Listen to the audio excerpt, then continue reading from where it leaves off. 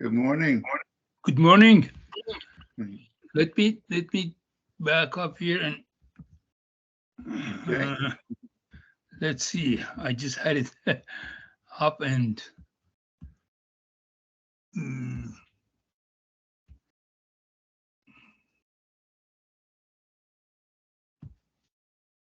there we go. Okay. Let's All see. Yeah, right. very And good. I was seeing my screen. Okay. Am I on your screen? So you see I'm sharing my Yes. screen with this Windsor. Okay, good. Yeah, Very good. I can see you. Yeah. Very good. Welcome. Thank you for joining us today. No problem. In California right now it's 8 o'clock. Oh, yes. That's But right. but I'm pretty much up after 4 a.m. Oh, good. Oh, very good. I appreciate you making the sacrifice. I do. My pleasure. No problem at all. Absolutely. Hello, Good morning. How good are you? Good morning. morning. Thank you for joining. Thank I'm you for having Jeff. me. This is, I don't think my name came up on my profile. I may well, I have. guess I do. It says Dr. Mabel Yvonne Slater. Oh, okay, okay. Yeah. Sorry, because I can't see on my profile, so I wasn't sure if it came up. So I'm sorry. Yes, it did. It did. Thank you for joining us this morning. Thank you. Absolutely. Let's see. I'm gonna look at the list of those who are going to be participating. Good afternoon.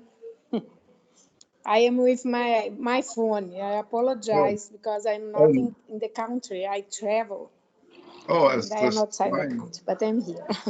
Thank you. Thank you very much. And uh, Professor, is that Fleury? Eu não estou escutando muito. Correct. Jafari. All right.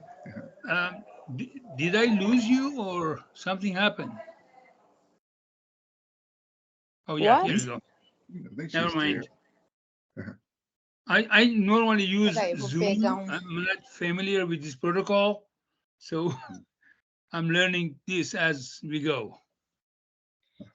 I have a Yeah. question, if you don't mind. Oh, yes, please. So I only received the thesis yesterday evening. I had a chance to look at the paper, which was actually really good. I know that I have to give some feedback, and I wanted to know when I'm supposed to send in the form. Okay. You can send in a form when we're done here today. You can just send that to my email address. Sarah Reyes, she'll provide you that email address. In fact, I'll just drop it in the chat here real quick. Let me do that. Are you talking about that review form? Yeah. Oh yeah. I completed that. So should I email it back to you? Yes, please. I'll announce that during the meeting. Let me put very good. that in the. I will put that in the chat here real quick.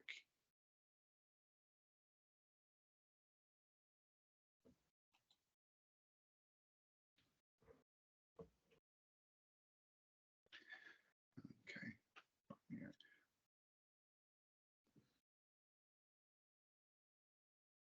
Let's do this. Let me switch to the glasses that help me to see better on this screen here. That way I won't be doing this. I have the trifocals, so, all right. Okay, so let's see here. Okay, good. We have more people joining. Okay, so this is let me go back to good morning. Good morning. How are you? Okay. Let's do this.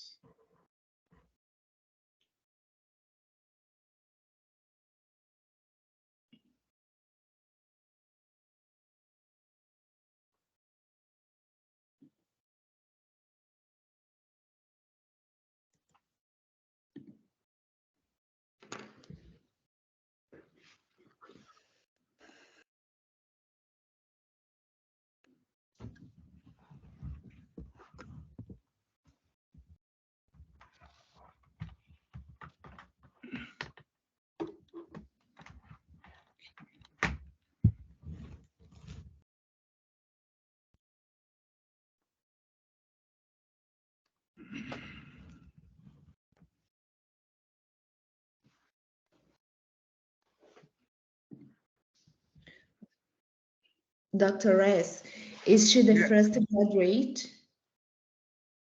Pardon? Is she the first one to graduate in the university, or did you have any more students?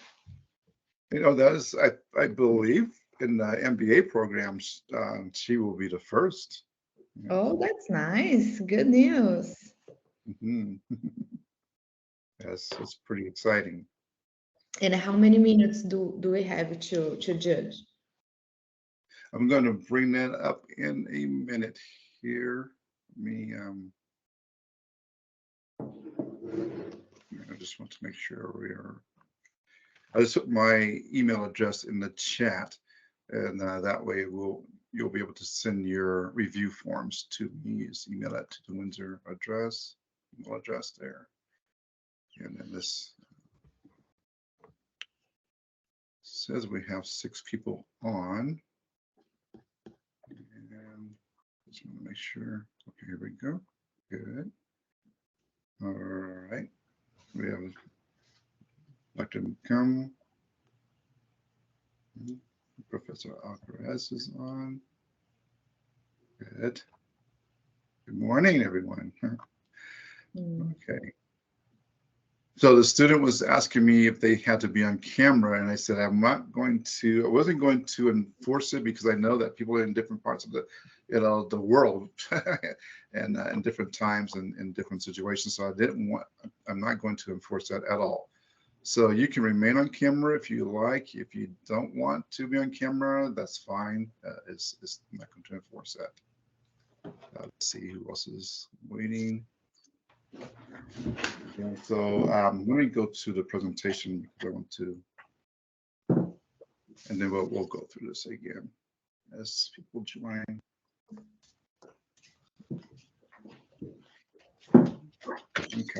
Okay. Are you seeing the presentation, everyone? It's Yeah. okay. And it shows the thesis defense agenda here. Uh-huh. Okay, very good.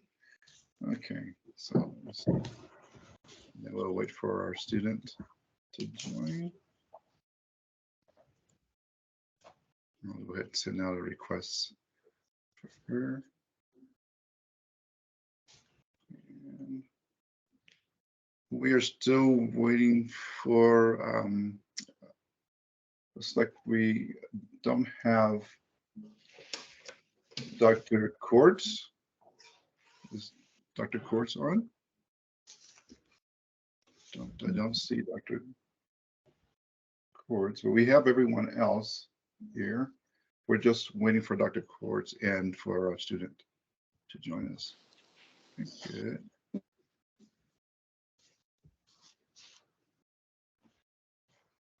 Okay. We have quite a few people joining here. This is good. All right, we'll give it another couple of minutes.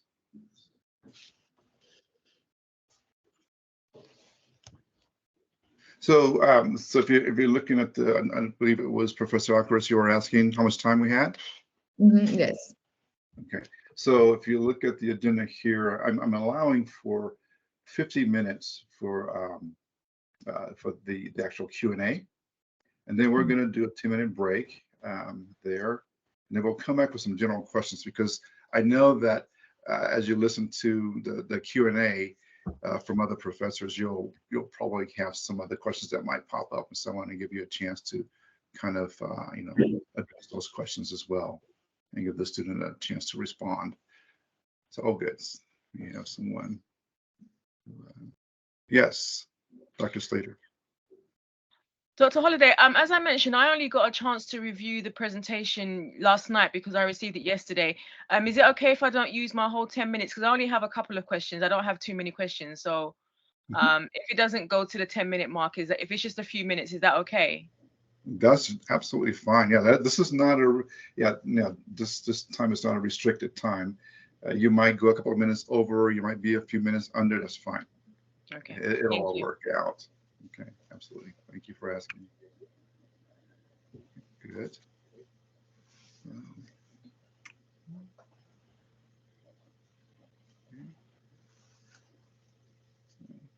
Welcome, Dr. Hunt. How are you? Hello, how are you? I'm doing well, thank you.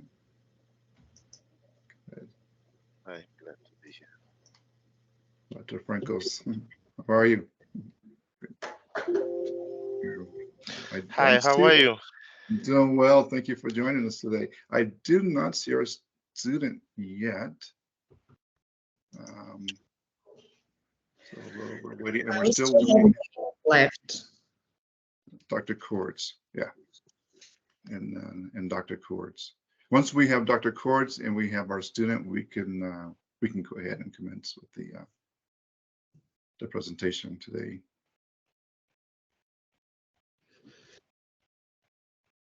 There are already some very good questions. I know someone was asking about the APA edition that we were adhering to. So those are good questions. Yeah, we stick to the 7th edition. That is the latest version for the APA style formatting. So that style guide is what we try to follow here. We will Dr. probably. Holiday, Yes. I'm sorry. But is this her final paper? Correct. This Yes, is- it is. This is her it? final paper. Yes. Hmm. So we would need some feedback here because, of course, there may be some revisions that would need to be made before publication. Exactly. So, yeah. So for this, and I'll get into that here. Let's see here, and that is. Hello, Professor. Hello, everyone. Samya here. Hi, Samya. Welcome. This is your big day. Thank you. Okay, good. Samya, we're just waiting for one other panelist to join us, Dr. Cords. I don't believe we have Dr. Cords here yet. No. So, and then Dr. Jafari, you were asking about the formatting and the final edition of the paper. So yeah, we will allow for some revisions that guide that you use for critiquing the paper. Yeah, I'll take a look at that. So absolutely. For this defense, we are really going to focus on the content and the topic. Okay. Okay. Yeah, I made a notation on mine that although I did a few comments, I wrote a few comments regarding APA 7 format, but I didn't let that influence my, my grading. And, so. That would be more of a reflection on me than the student probably. So, no, it's just probably, I'm not sure, but a lot of great contents, but formatting is a little bit off, Okay, that's good. That would be good to know. We'll make sure we make those revisions. We have reached out to a couple of universities, and we've been invited to submit our student papers to, I believe it was. Internet work statement. Do you want me to email you the accounts? Yeah, Or is it? I'll just tell you. I don't care. Okay, if you're not speaking, please mute yourselves during the defense phase. I would ask everyone to mute themselves. I might even just mute you and then unmute as you're speaking. So I'm going to go ahead and mute everyone. Okay. Oh, I am Nilza Fleury. I am outside the country. I apologize because I travel for holidays, but I'm here. I have experience in dissertations because I approve dissertations. I am from the committee for some universities and review dissertations and approve and make addition, everything. And I'm here. I will listen and Good. see if Very I have something to suggest. Okay. Very I apologize. My video is not working. I don't know how to put this video. Oh no, But you're fine. I am listening. I'm here. Very good. Thank you. Thank you. Okay. Okay. Again, I don't. Dr. Cords, are you there? I don't see you. We have 20 people in attendance, so if I missed you, Dr. Cords, please speak up. Go ahead and unmute yourself. Okay, well, if I'll ask Sarah if she can reach out to Dr. Courts. I'll send her what's up. So I want to get started. I don't want to take too much time. Let me go ahead and just reach out and ask.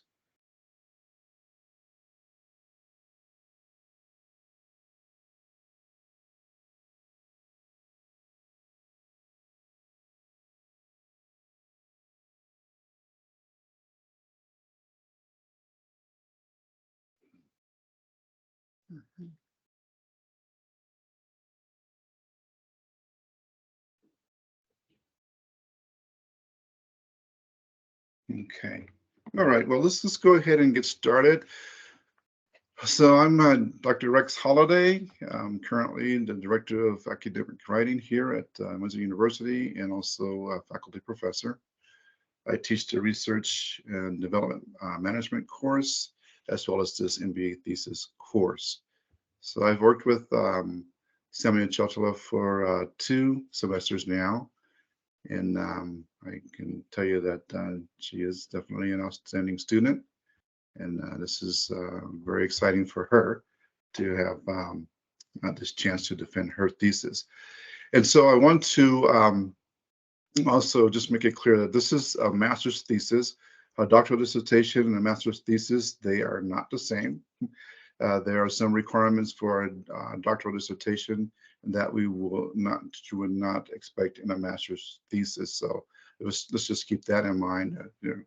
We are talking about a master's thesis here. So I wanted to just make sure that everyone was clear there. As we are going into the Q&A session, I would ask that you allow the professor and the student to have their dialogue without interruption. As questions arise for you, please just make a note of it.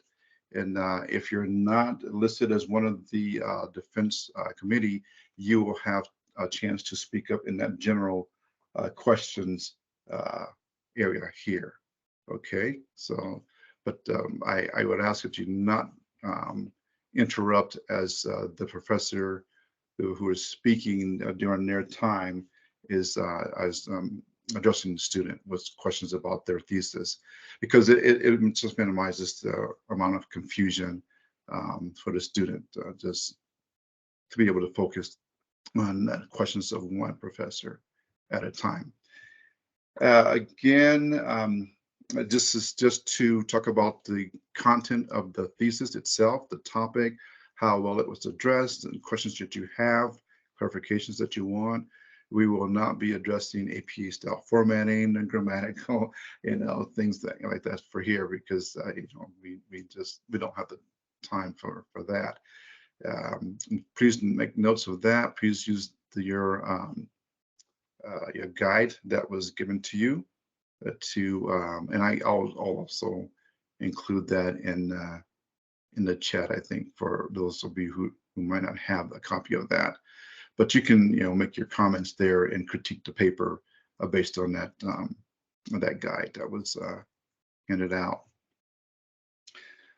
All right, so are there any questions before we get started? Any general questions anyone might have? Again, we will have a break after the last Q&A, and then that's about 10 minutes. And then when we return, we'll do those general questions, and then we will have a deliberation with the review board, and we will dismiss Ms. Choutala at that time, so that we can deliberate and discuss the merits of the paper, the merits of the defense, and whether or not we will recommend moving forward with the MBA degree, the conferral of the degree. So any questions? Samya, do you have any questions at this time? No, Professor, I don't have any questions, but I just want to comment that thank you so much for your guidance throughout this thesis. I really appreciate. Without your guidance and support, it wouldn't be possible to really deliver it on time. So thank you so much. You're very welcome. You're welcome. Okay, well then let's go ahead and get started. Dr. Mitchum, you're up. You can go ahead and start with your questions here. And so let me go ahead. I'm going to bring up the paper as well, just in case we need to look at that. Good morning. I was really interested in your paper. So my first question is, what steps and processes did you go through to choose this topic? What made this topic important and interesting to you? Sure, Professor. So actually, I am from IT, from information technology, and I work as a business data analyst. And working in agile environments from last 10 years, I would say agile is very much in the industry, and especially in IT industry where I work. And I often see, because I did my Scrum Master a few years back, and I have seen in organizations when I'm working that they say that they are following the agile, but uh, but because of that knowledge of agile, I was seeing that they are missing the agile properly, that they're not following the process properly. So I have been thinking about it from last many years. And during this course, as I join new organizations, I have been doing those interviews with the product owners or project managers, that how exactly they feel that the agile is and what changes we need to make in order to improve ourselves in the process. And it is a very interesting topic for me, because it's really every day for me, day to day. I work in Scrum, and I wanted to really write about it more and really focus on the issues and then the challenges we have in Agile, and what best practices we can follow to be able to really go Agile and get most benefit out of it. So that was my reason of choosing this topic. Okay, and I could tell from your writing that it was a topic that mattered to you, and that does make writing a thesis much easier when it's something that's important to you. So tell me about the methodology behind your thesis. What methods you use to support your theory? Sure. So Professor, I did my Scrum Master from the scrum.org, and that has been my main source of content, because I trust this source most, because Mark Zuckerberg and the other professors, as you can see in my thesis, they are the main originator of Scrum when it comes to Scrum. So Weber and then his assistant professors were thinking about Agile from long back, and then they came up to the idea of really implementing into the organizations. As and when I did my Scrum Masters from there, I really relied on their sources, their case studies, their books. So Scrum.org was my main source of, I would say, information. But since I'm working in the organization from long back, I used the interviews I had with the project managers and product owners, also some case studies which are related to Agile. That few professors wrote about Agile and how exactly they feel that best practices can met in the organizations. So I use those methods. My interviews with my project managers and product owners were on the different timings. Like I joined the project, and since this was a topic in my mind from last many years, I have been writing those questions and answers.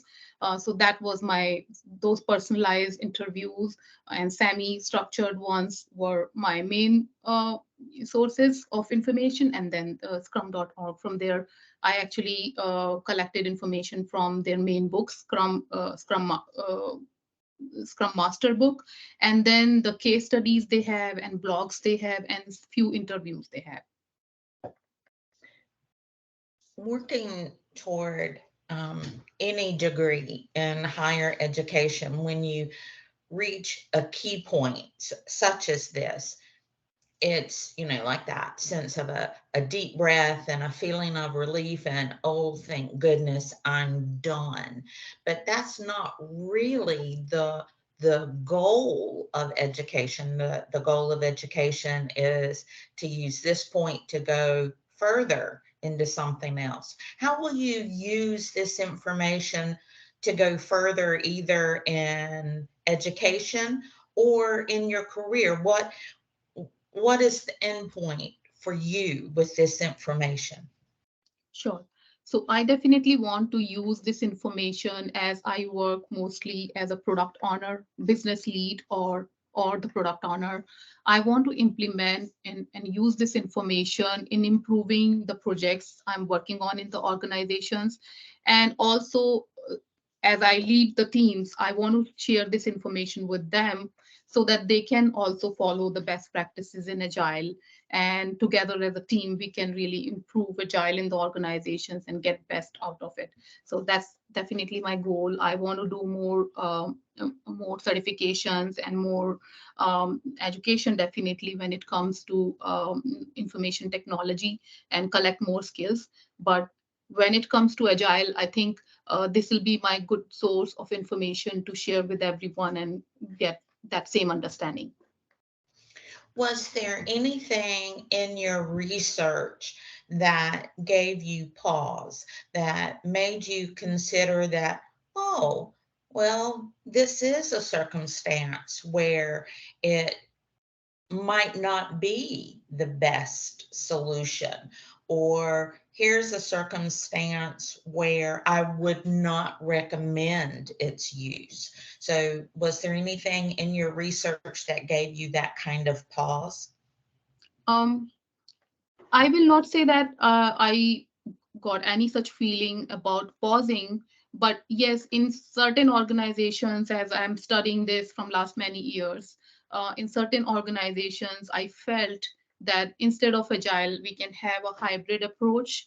And I really discussed with the management team there that if we cannot go totally Agile, if we cannot follow the total Agile Scrum, can we instead do the hybrid approach, so that we are getting the goodness of the Agile Scrum, plus we are tailoring it for the organization's benefit. And I did not include many of those organizations because my focus was really towards the ones which were very interested in moving forward with Agile. But yes, I did get to those kind of situations where I felt that hybrid tailored approach is better for the certain organizations because they cannot totally go Agile. So I have 1 more minute left. Is there anything you would like to tell me that maybe I missed? Or do you have any questions for me? No, Professor, I just, yes, thank you for your review. And if you feel anything else is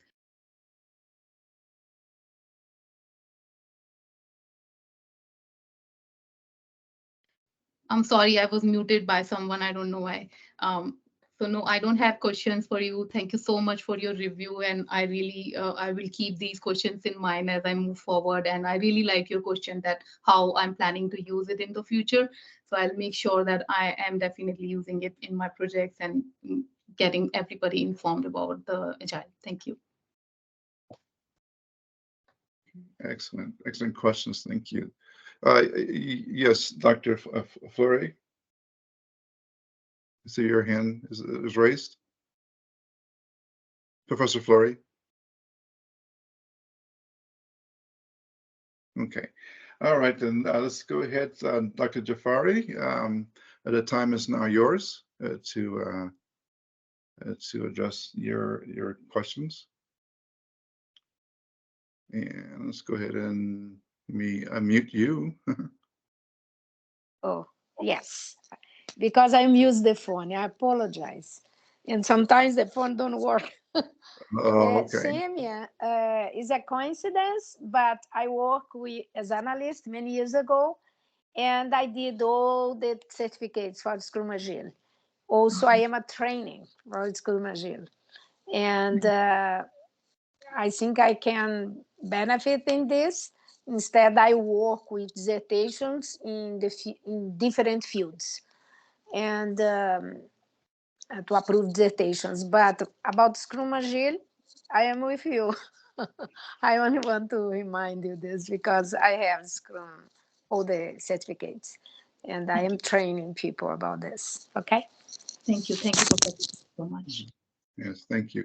Okay, Dr. Jafari, you would have to unmute yourself. You're muted. Okay, let me see if I can get you unmuted. So I think you have to do it from your side. I am muted. No, I'm speaking with Dr. Jafari. He is up next. He needs to be able to speak. So let me. Okay, can you hear me now? Yes. Very good. Hello, everyone. Hello, Professor. Well, I want to congratulate you to have come this far. Thank And I read, actually, I started reading your paper last night. I mean, I've had it in my box for 2, 3, 4 days. I got a chance last night, and I'm a night owl, so I stay up and read that and enjoyed that. I am a industrial engineering major, with my DBA, but when I was reading that, the more I was reading, the more drawn I was just getting towards it. And I said, wow. So for that, I congratulate you. And I started reading your abstract first. Thank you, Professor. And your introductory paragraph effectively highlighted the, this whole significance of, how do you pronounce that? Agile? Agile, yes. Yes, sir. Agile, yeah. Agile, on software development, and addresses really all those misconceptions. And you did a very good job to do that. Now, let me ask you, what is it that I'm going to connect that to your daily activity? What is it that you do at work exactly? And I mean, you said you were a data analyst. What type of data you analyze? Sure. So, Professor, I am business data analyst, and I mostly work in information technology. The data I analyze day-to-day basis is depending on the industry. For example, if it is I would say medical industry, so that my data would be all related to patients or the medications or anything related to the studies related to medical. When it comes to banking sector, it would be all about accounts and numbers. So depending on the industry and organization, my data analysis changes, but my strategy is same, that I use Microsoft SQL. As in industry, most of the organizations using Microsoft SQL. So from the back end, we pull the reports and then analyze data and then make better decisions whether we want to improve the data from there or we want to add some certain data sets to be able to have better reports, etc. Very good. Now, you use authoritative sources. Why did you use that versus conservative sources? I'm sorry, can you please repeat your question? Okay, in your abstract, you kind of pointed at or mentioned that you use authoritative sources and the, and your experience. Now, that gives you a lot of credibility, by the way. That's a good thing that you did that. Why did you use those type of sources versus a more conservative sources? So, Professor, because I did use scrum.org as my main source, because that is coming from the very educated people in Agile for sure. But I also used my experience because this has been a topic from last many years. I was thinking about working on it and going into more depth of Agile. And some of the interviews you will see I did years back, because this was going on in my mind, that and it was actually like really, pinging me that organization is saying that they're following Agile, but they're not really not Agile. Their process, they say we are Agile, but there is no certain, stand-ups for team or any other meetings where we can say that we have more one-on-ones and more better communication with each other. And then process was really not defined, as you can say, it's Agile. So in those situations, I started really interviewing the project managers and product owners. And this is the reason I relied on my own interviews more, because when I had these many interviews with product owners and project managers, I learned a lot from them as well. And in these discussions, it pushed me more to really analyze more in other organizations, that how best practices one organization is doing, whereas other one is really just not following that, and how we can really tailor that approach to be able to get most benefit out of Scrum. So that's why I relied on those sources more, but definitely my main source of information was scrum.org, because I really have lots of respect and trust on this source as being Agile Scrum. Very good, very good. Now, my next question is, now, I know the other professor asked you about research methodologies. Do you understand?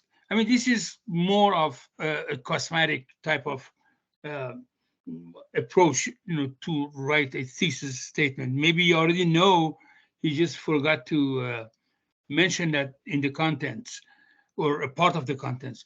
Do you know what research methodologies we use in the in this arena, both for dissertation or for thesis?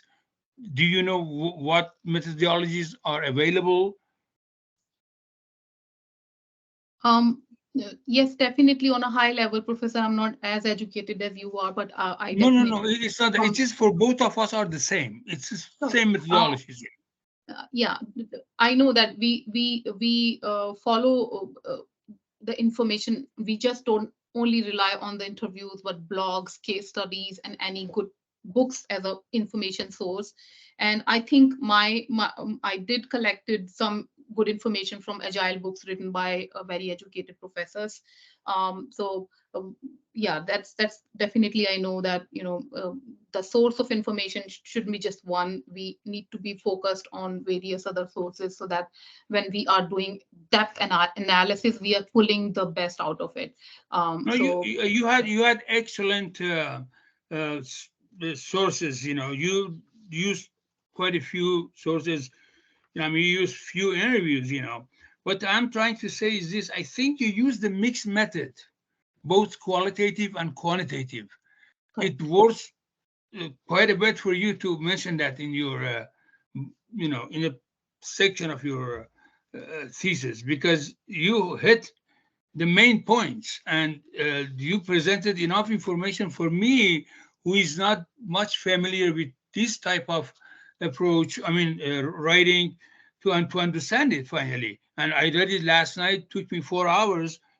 Go back, read it twice, 3 times, and finally I got it. I said, "Oh, okay, she has it in her mind, but it hasn't materialized on the paper. It's there." Like, thank you, Professor, for catching that. Definitely I use both qualitative and quantitative. And absolutely. I think when it comes to the best practices, I was more focused on the qualitative, that, Yes. But yes, definitely I did some analysis when it comes to quantitative, that how we can. It was there, but it didn't exactly come out, but it was there, So on the scale of 1 to 10, like it was an 80% there, but you just didn't bring it to the surface. And now what are no, correct me if I'm wrong. My understanding was that you were trying to look at the agile software within a complex environment, right? Correct. And when you say a complex environment, what do you mean? Is it by size or by the number of employees, the number of clients? So when you say complex, Complex, I mean, I know is a tricky word when it comes to an organization. In my when I used complex means that the organization have like various departments. Yes, number of users are one thing, but then they have like various departments, and in most of the times one department agree that okay, we will go agile, but then other one have hesitation of doing it. So that makes it more complex. Also, it becomes complex when it comes to the sometimes management itself is not ready to move forward with agile. They have that hesitation, or they're scared of how we can really implement it without disturbing all those departments, and without disturbing the current process. But when it comes to agile, I think they think a lot about it. It's really a very simple process. If they follow it in a better understanding of it, they don't have to really worry about the process, because there is actually not very I would say that very strict process when it comes to agile scrum. So all those hesitations makes it more complex to really deliver agile in a better way. So that's why I used complex words here. very good. So I think we're on the same page then. I'm learning from you, by the way. The thesis, this is what I wrote. I said, the thesis describes implementation of agile software methodologies within complex environments, showcasing successful case studies from the agile community. Now, is this, it's not as detailed as what you told me, but this is the sense I picked up from your paper.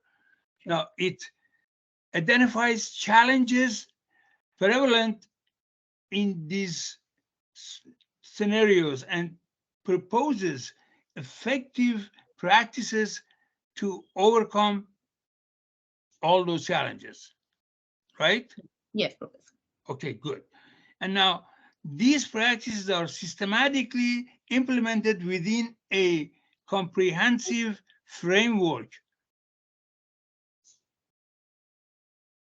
optimizing agile process specifically tailored for complex environments.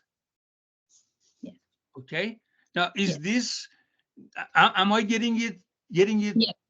Yes, okay, Professor. So where in the organizations where when I say complex, that various departments are there, and some departments are not ready to go agile, whereas some are. So in those organizations, I think hybrid agile scrum is the best approach, because we are then tailoring it as per their needs.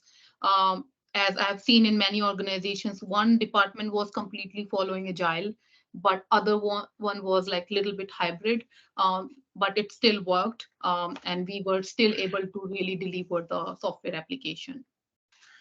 Last but not the least, this is my last question on your conclusion. Sure, your conclusion, obviously, in your mind and in my mind, in a sense, sometimes you think, but all your thoughts do not make it on the paper. Your conclusion was good, but at least, I mean, you should add to it. Go back to see if you could reflect on your conclusion. It was excellent. It just get all the main point, but I didn't see a recommendation. Would you recommend this approach for agile software implementation to, I mean, for an audience of, say, similar type of organization that you work for? For sure. For sure. Would you recommend that? Yes. That sure. approach? Okay, if you recommend that, then you have it in your mind. So this is at the conclusion. make sure your audience, say, some people who are interested in, in agile implementation for their organization, they are not scared because they don't, I mean, the brain, which is you, is not recommending that. I would strongly suggest that you add that one to your conclusion statement as well, and also in your conclusion statement, it kind of reflect back. You have done it, but not really indirectly, to your thesis statement, that this thing is, there were some challenges and some, some, I would say, some successes that you came across. Some challenges. I don't know. Did you have any challenges to do this For sure. Project? For sure, Professor. Yes, I had challenges. It wasn't always easy to implement agile in the organizations where they were already feeling that we are agile. But Very but good. then correcting the process was challenging in few organizations. I didn't name all, but yes, it was challenging in few. And approach we took there was, sometimes I ended up implementing the agile hybrid approach, or I improved the current process to make more agile. But yes, most of the times I was succeeded, and sometimes I just took a tailored approach of hybrid implementation. Dr. Holiday, is this session being recorded? Yes, it is. Okay, I would say maybe, those notes that she said, that would be another 4 or 5 lines paragraph. Yeah. If you could easily make that conclusion to 250 words page. If you just expand on that, exactly what you said, challenges, and where you had a lot of help, well, you didn't have help, well, you were facing opposition, all the things, write those down, those are a part of your conclusion, and then recommend a solution, and which you already told me. So, it's just, you all have it. You listen to these sessions recording, and take some notes and put those back in writing. As I said, your paper could be an A paper. It's just like, you have the information, but you got to put it on the paper. Sure, Professor. I'll keep But that in mind. excellent job. Excellent job. Thank you. And Thank you so much. congratulations, Thank you. I'm done, Professor Holiday. Okay, thank you so much, Dr. Tafari. Dr. Kortz, are you with us now? Okay, then we'll go move on to Dr. Slater. And real quick, I just wanted to remind everyone, unless you are scheduled to speak as part of the review board during this part of the meeting, please don't interrupt. I noticed that I know you have questions. We will address your questions in the general questions segment of this. Okay, so just go ahead and take those notes of those questions that you want to ask. But at this time, we only want to have the members of the review board asking questions and conversing with Samya Choutala at this time. Okay, all right, Dr. Slater, you're up, please. Go ahead and mute yourself. Thank you. Thank you. Good morning, Samia. Well, good morning from where good afternoon from where I am. No, good morning. I'm sorry. I'm in the wrong time zone. I hope you're doing well today. Congratulations on getting to this point. You've written a very detailed paper, so congratulations on that. Thank you so much. I just have a few questions. My first question is, so first of all, what are some of the key points that you would look for if you were trying to appoint a Scrum Master? Because I noticed that in your paper, you mentioned some characteristics, but I would like to know, if I was somebody that wanted to implement this, what would be some of the key points that I would look for when I'm implementing a Scrum Master? Sure. So Professor, actually if you are trying to implement agile in an organization where they're not at all following agile, the key points you will be looking towards is the process, that how exactly their process is today. If they are very traditional and it would be very difficult for them to move forward with agile, I think the slow implementation is better, that you try to first move them towards the hybrid approach, that they start following some parts of agile, that more communication, and then smaller team sizes, I would say, and some of the agile ceremonies. And when they are successfully following those, then you want to move forward with the more agile. But if you feel that there are certain management folks or the departments, for them it's like difficult to follow agile and they don't understand it fully, I think educating them is first better, because if they don't know what exactly is agile and how it will benefit their organization, there will be lots of hesitation in going forward.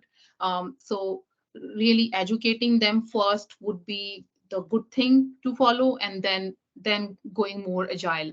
And I'm sure if they are going more agile, it's definitely going to benefit them more, instead of the hybrid approach, because hybrid approach is only for the organizations where the atmosphere is very complex and they cannot really go totally agile.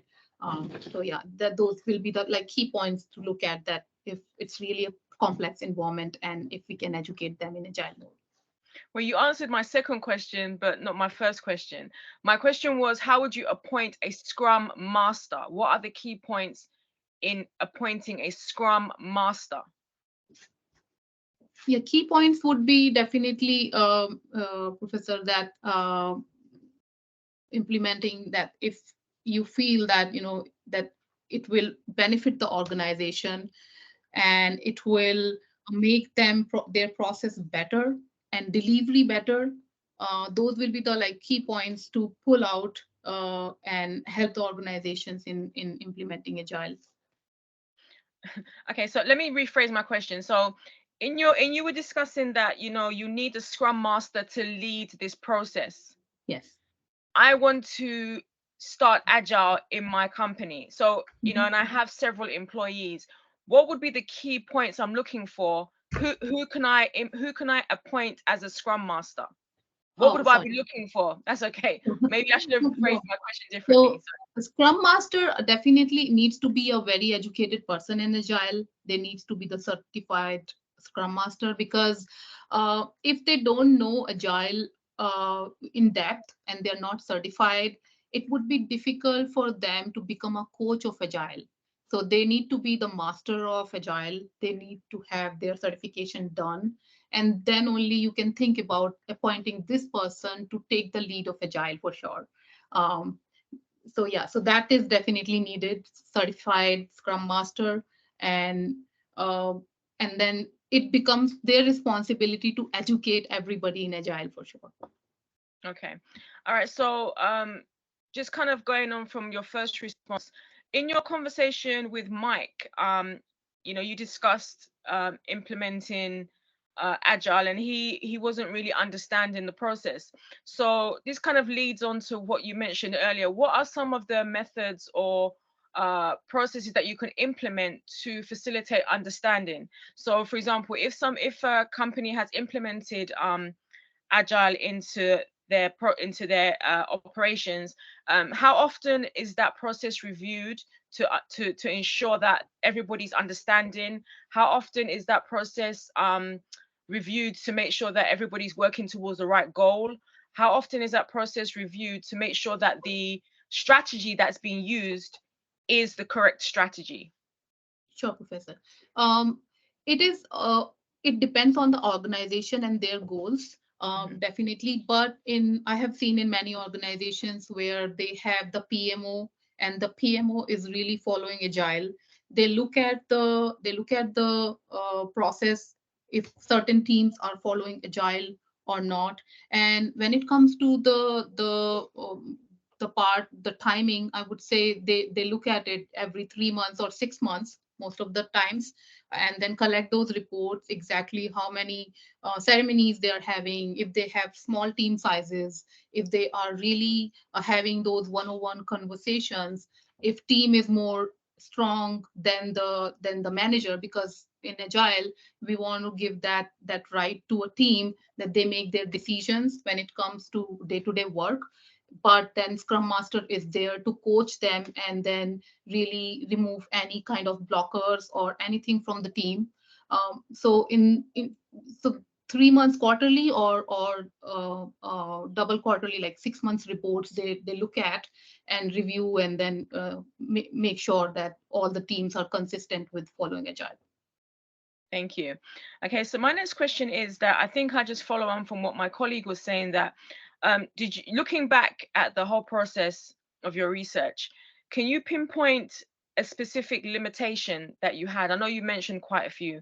Can you pinpoint a limitation that you had and kind of discuss what you learned from that limitation, and what would be sort of like an area that you would focus on if you were going to do the research again?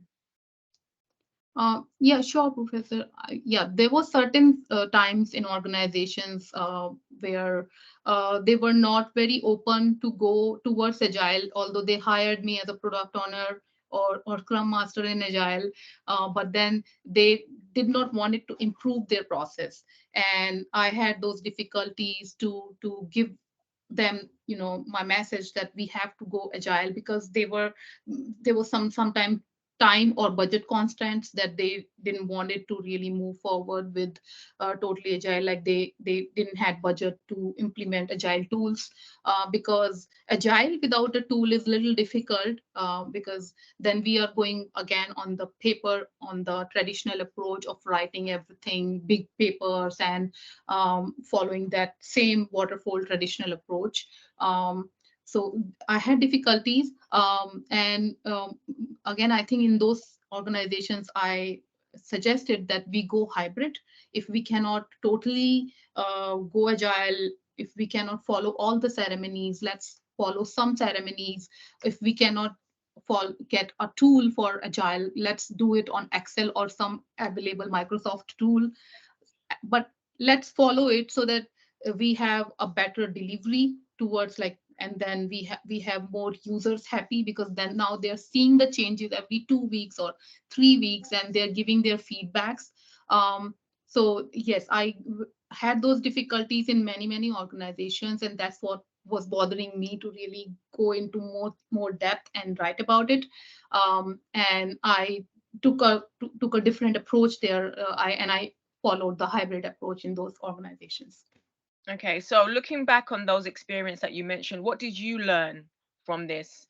And, if you were to do this research again, how would you approach this? So, for example, if you have a company, as you mentioned, that wasn't too keen on going to agile, what would you do differently? Because obviously the decision is theirs to make if they don't want to, and I know that you can make the suggestions.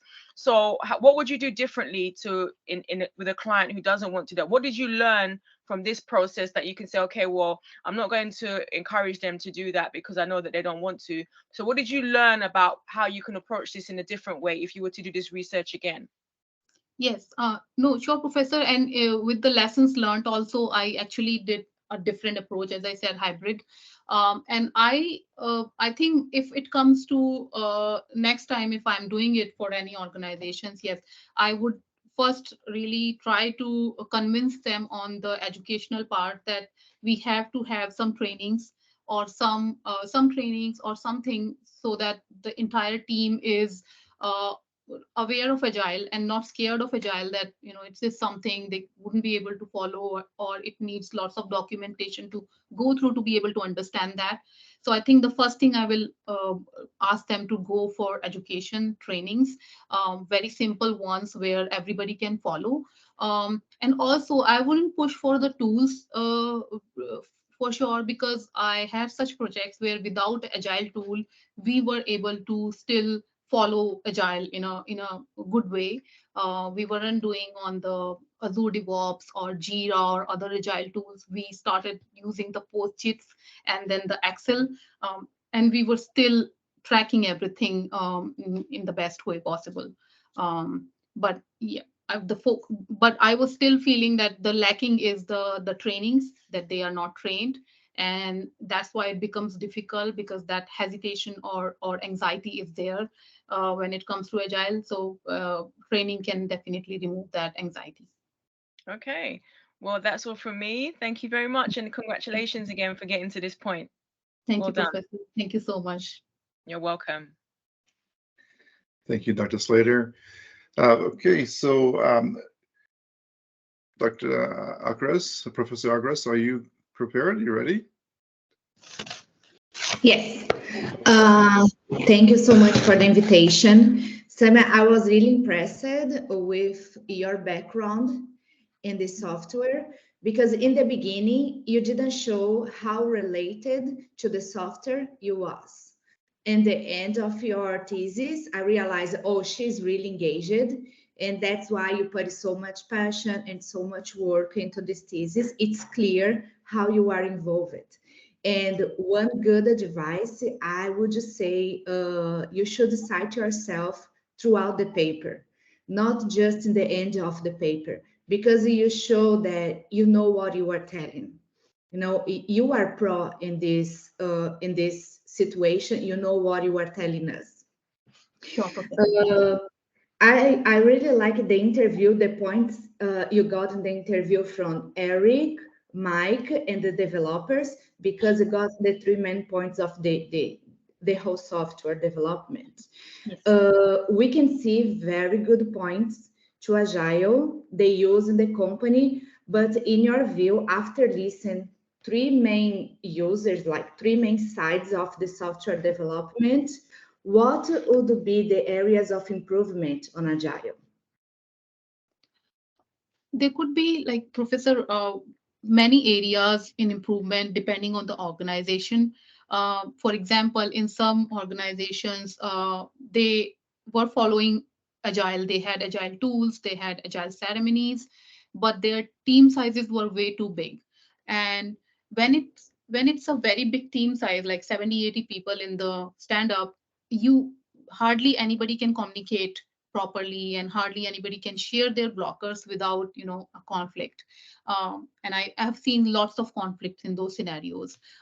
So depending on the organizations and what issues they have, if they have very big team sizes, if they don't have agile tools, if they're not aware of the process, exactly how they should follow the agile process, depending on that, I have suggested the improvement points.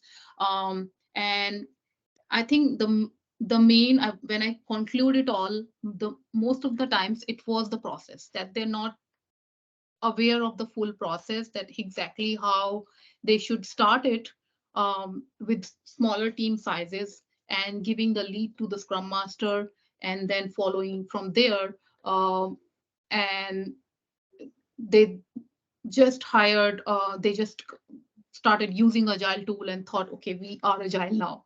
um, so so I think the issue was mainly the process, that they were not aware of process. And that's where I suggested the trainings to the team members and getting more educated in agile.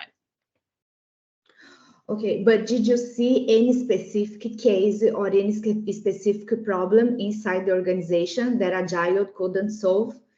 Not related to the training or education, but for example, like a customer services relation, any problem they couldn't be solved through Agile? No, I have seen that if they are not following agile, then there was a issue. But when they started following it, it wasn't.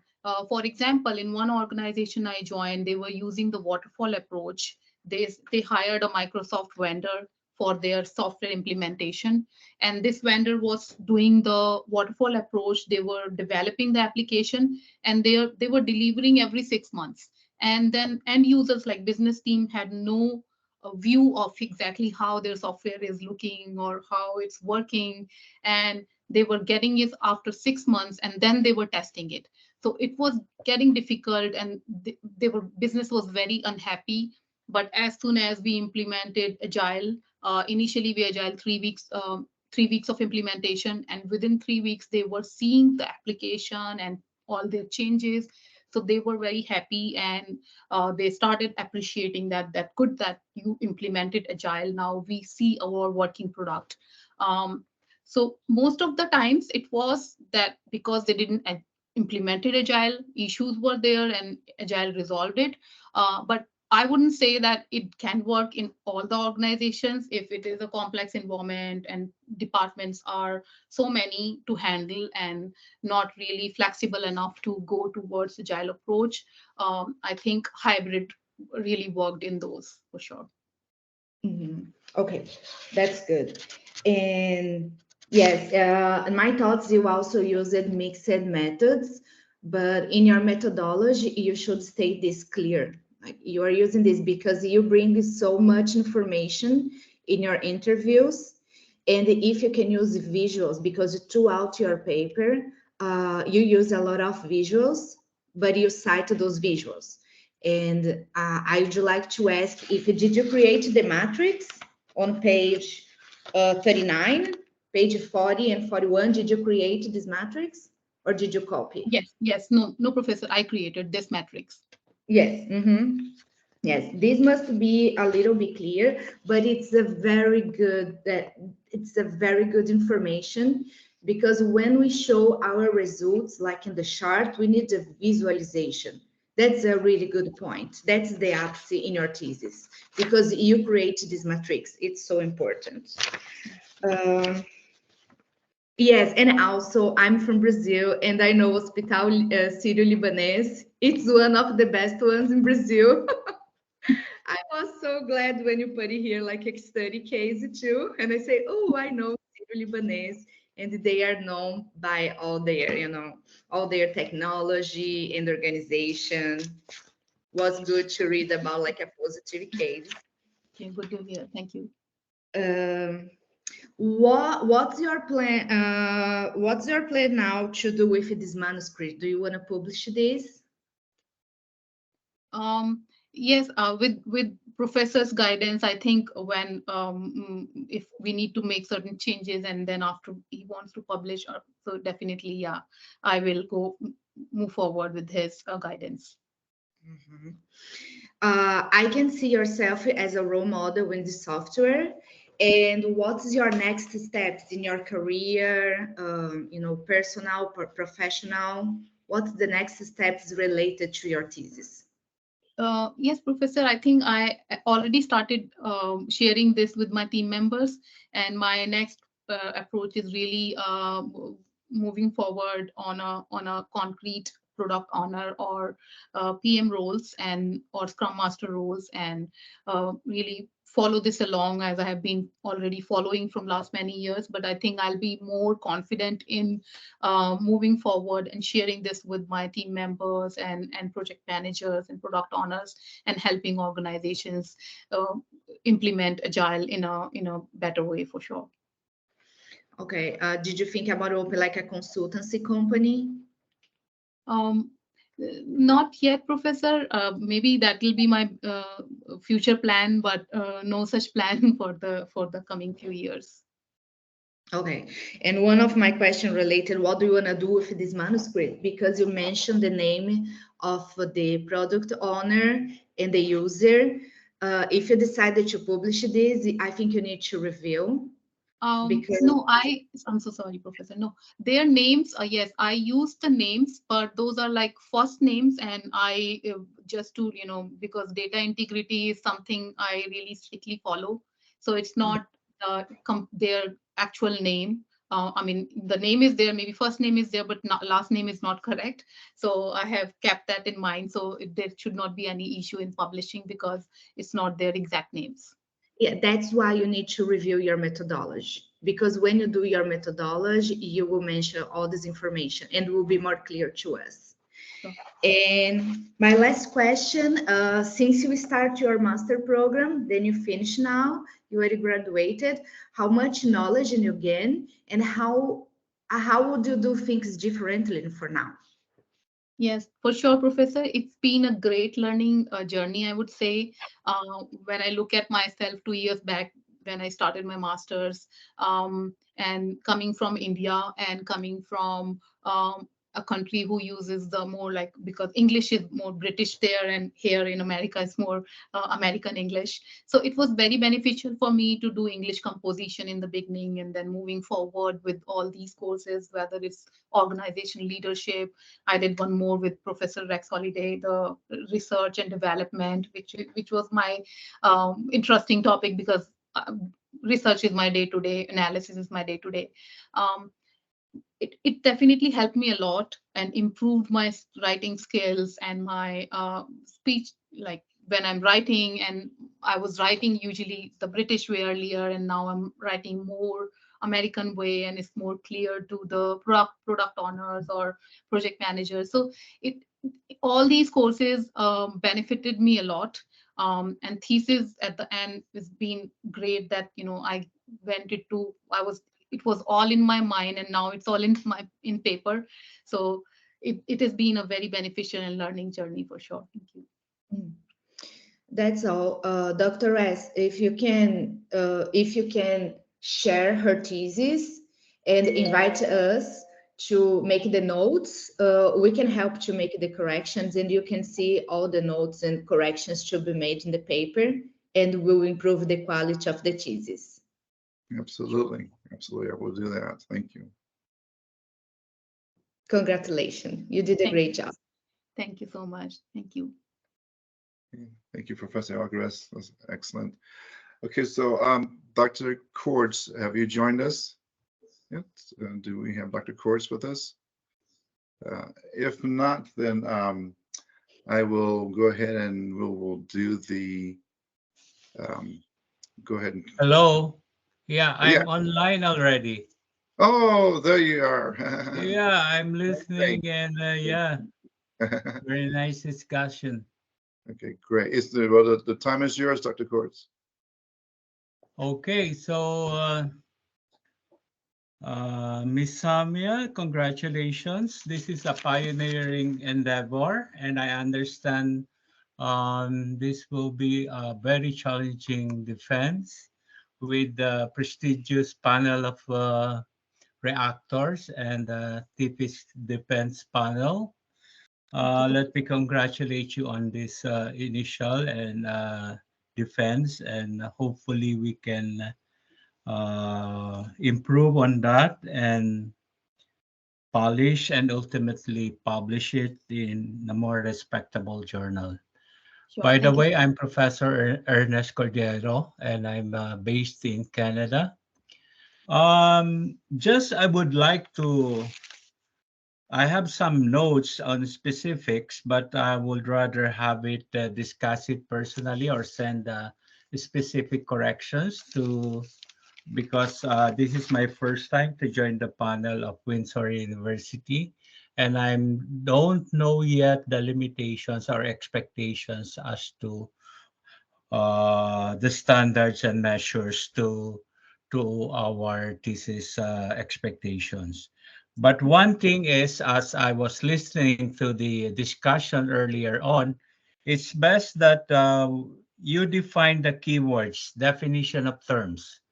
I think it will help a lot in discussing, in repeating and discussing the limitations and scope and limitations of the use of the key terms. Probably for me, for myself, these are relatively new, and this is a new pioneering topic.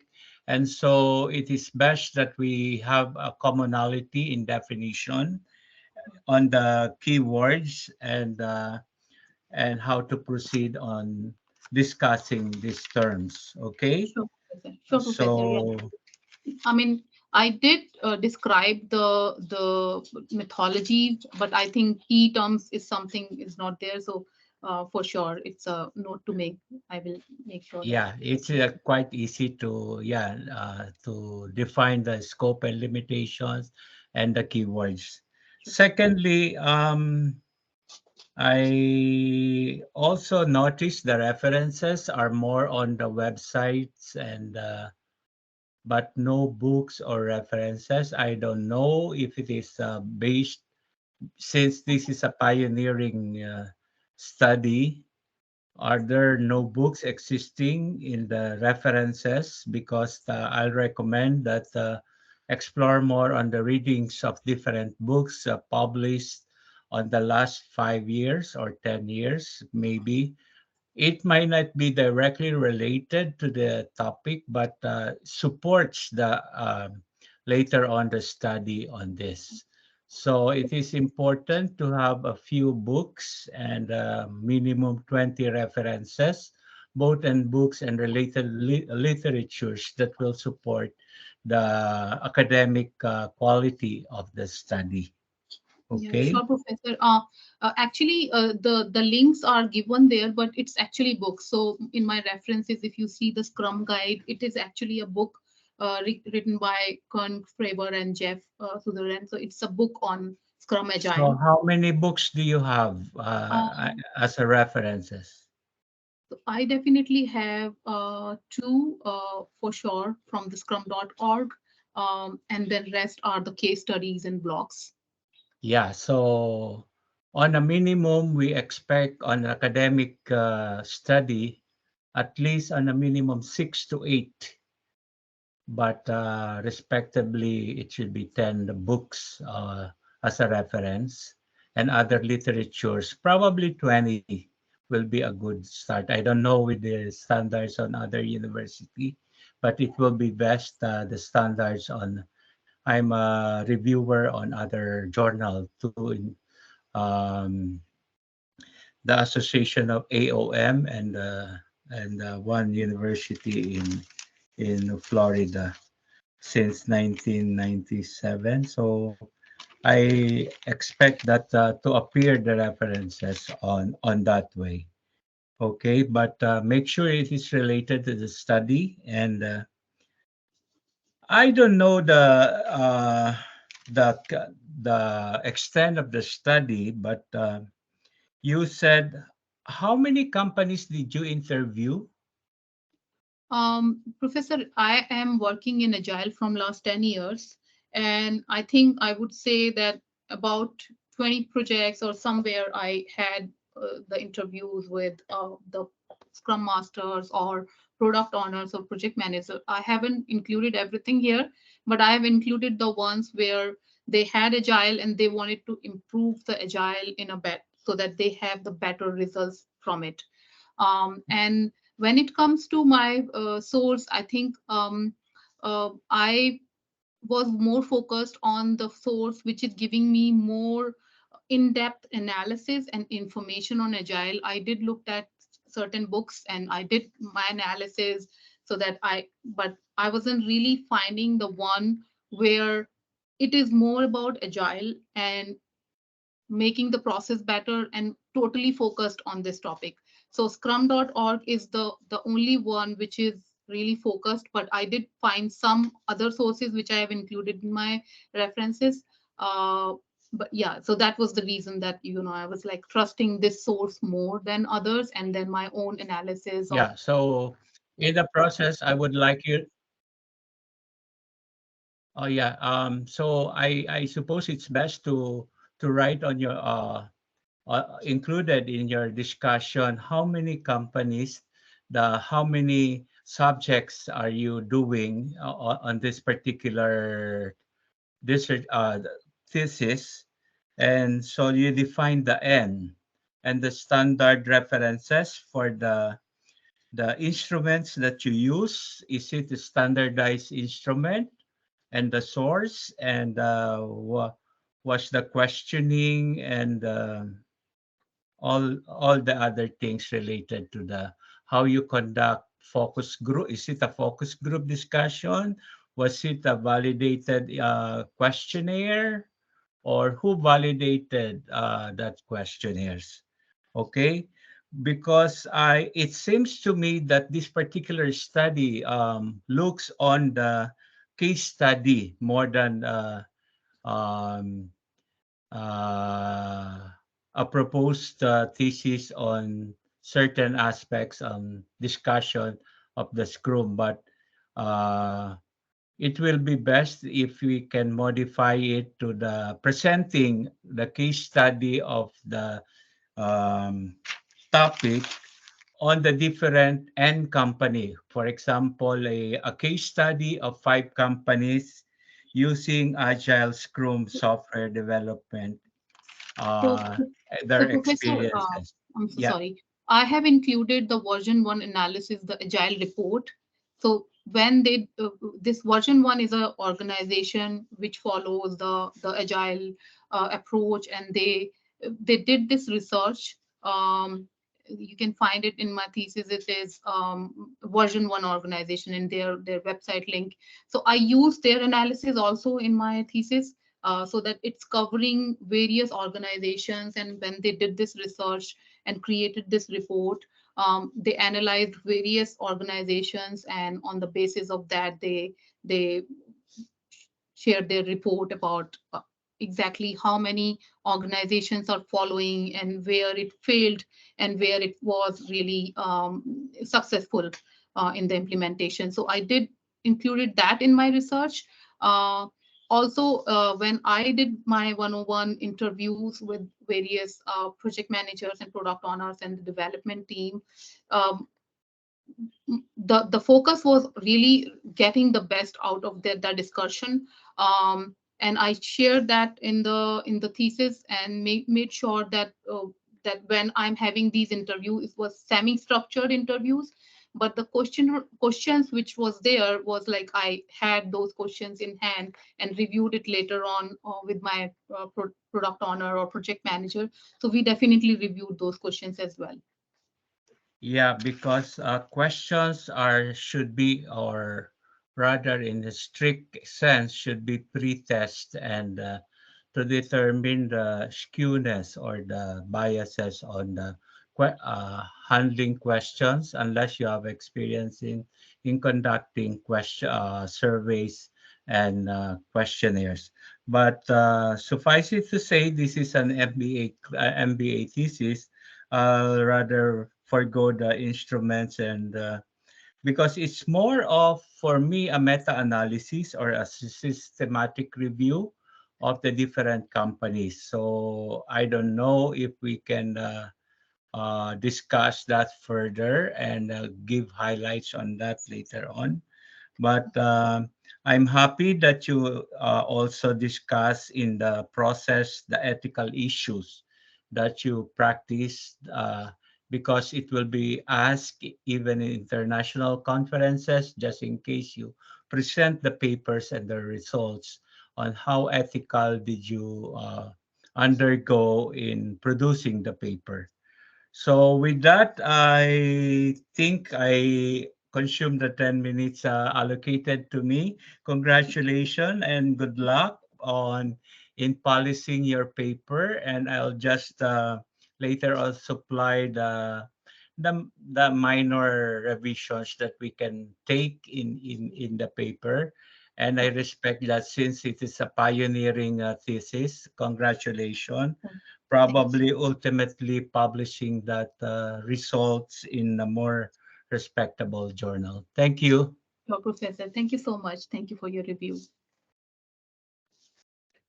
Thank you so much, Professor. Professor Ernest, will you repeat your full name, please? Sorry, sir? Will you repeat your full name? I think we had the name. Yeah, incorrect. Ernesto Cordero. Cordero, yeah. Thank you so much. Thank you. Okay, well, I think this has been excellent. The conversation, the Q&A is just outstanding. I think that there's a lot of takeaways here. Let's go ahead and break for 10 minutes. I believe for those of you who are on Eastern time, it would be right around 10:15. So let's call it 12:15. So let's call it 12:25 when we will reconvene, and we'll have a general Q&A at that time for anyone who is in attendance to speak up and to ask some questions to Samya at that time. Okay, so we'll reconvene in at 12:25 Eastern time. Okay.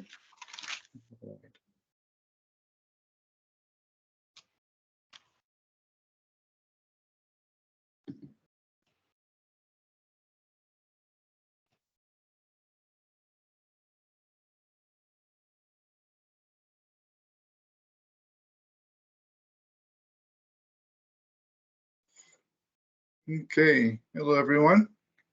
Welcome back. All right, so I think it's been excellent so far, and I really appreciate the participation here. I know that several people had questions. We had some hands raised.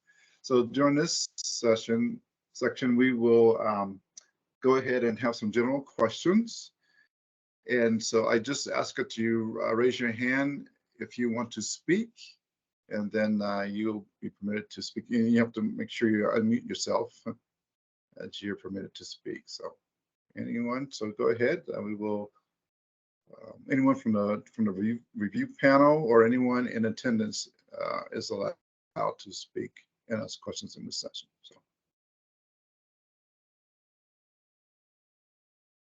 Professor Fleury, Dr. Fleury, I believe you had some questions. Oh, yes. No, because what I could ask about the dissertations is because I saw the questions from the professors, and I think she need to explain better the roles of the Scrum Agile. Oh, it's like this. What's the paper of the project, the master at Scrum? What's the paper of the team? Because the Scrum Agile is general, you can use in any type of project. And it depends. And I think if she explained generally what is the specific paper of each one, and like this type will be more clear when you read the dissertation, like what's the paper of the product owner, because he is the one that represents the client. And also the other question, I don't know, suggestion, I think, is like I saw one professor asked if the research needs to develop another approach, or if she suggests for future research something new the Scrum Agile can be used. It's part of the recommendation, but I didn't see this, that she emphasized this type of suggestion. And also the tools, because when you use Scrum Agile, you can use different framework, but you can use different tools when you develop any project.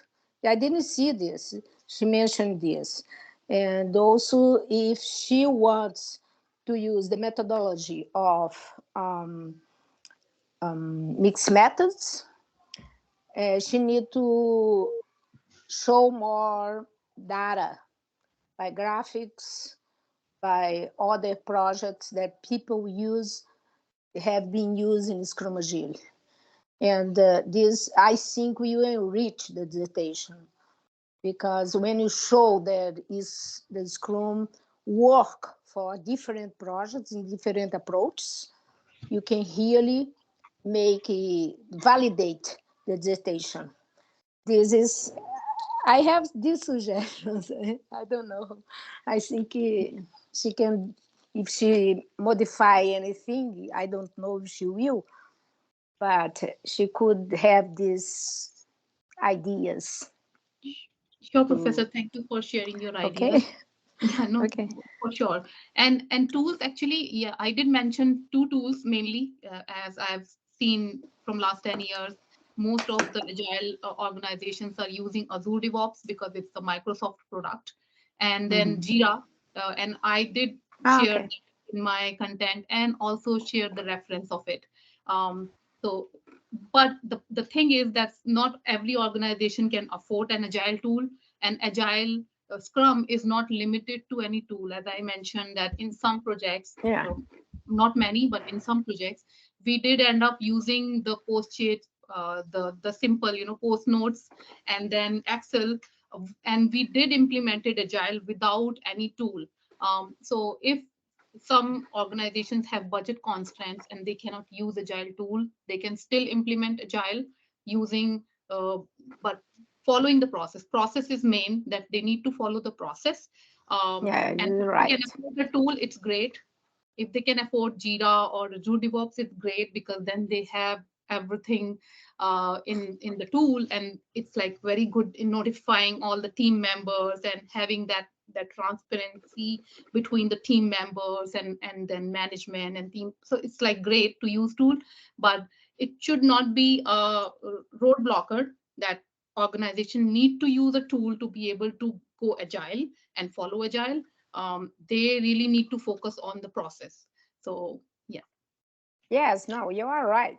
But what I think is based on the experience of different projects. This data can enrich your, is my suggestion if you want to put something else. And also, I didn't receive your dissertation previously. I didn't read because I never received. And I apologize if I said something here that you already, I only read by here the introduction or something else, but they didn't send to me. And I don't know. I am here as a guest, and I really appreciate because I think, oh, this is one field very interesting, and I work with, and this is because, okay? Thank you. But I am here for you if you need anything. Thank you. Thank you. Dr. Jafari and then Dr. Frankos. I just want to make sure because she has done a great job, but some of this greatness has stayed in her mind. It hasn't come down to the paper. She knows now that she has to add 2 sections. Mhm. A methodology section. I just went back and read the AP APA 7 requirements for thesis, not dissertation. And that section in a paragraph should be added. She should expand on it to make it a good, say, 10-sentence paragraph. And then she should add the conclusion. The conclusion you wrote is 1 paragraph. So, and you have it all, but you have to write on it. On your recommendations and your challenges that you face and all of these things that I mentioned earlier. So make sure those 2 parts are added and the rest is, APA stuff, and that's easy formatting and stuff. I'm pretty sure, you could knock those out, no problem.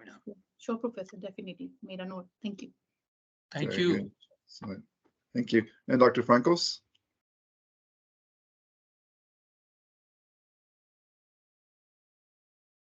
You have to unmute yourself, Dr. Frankos.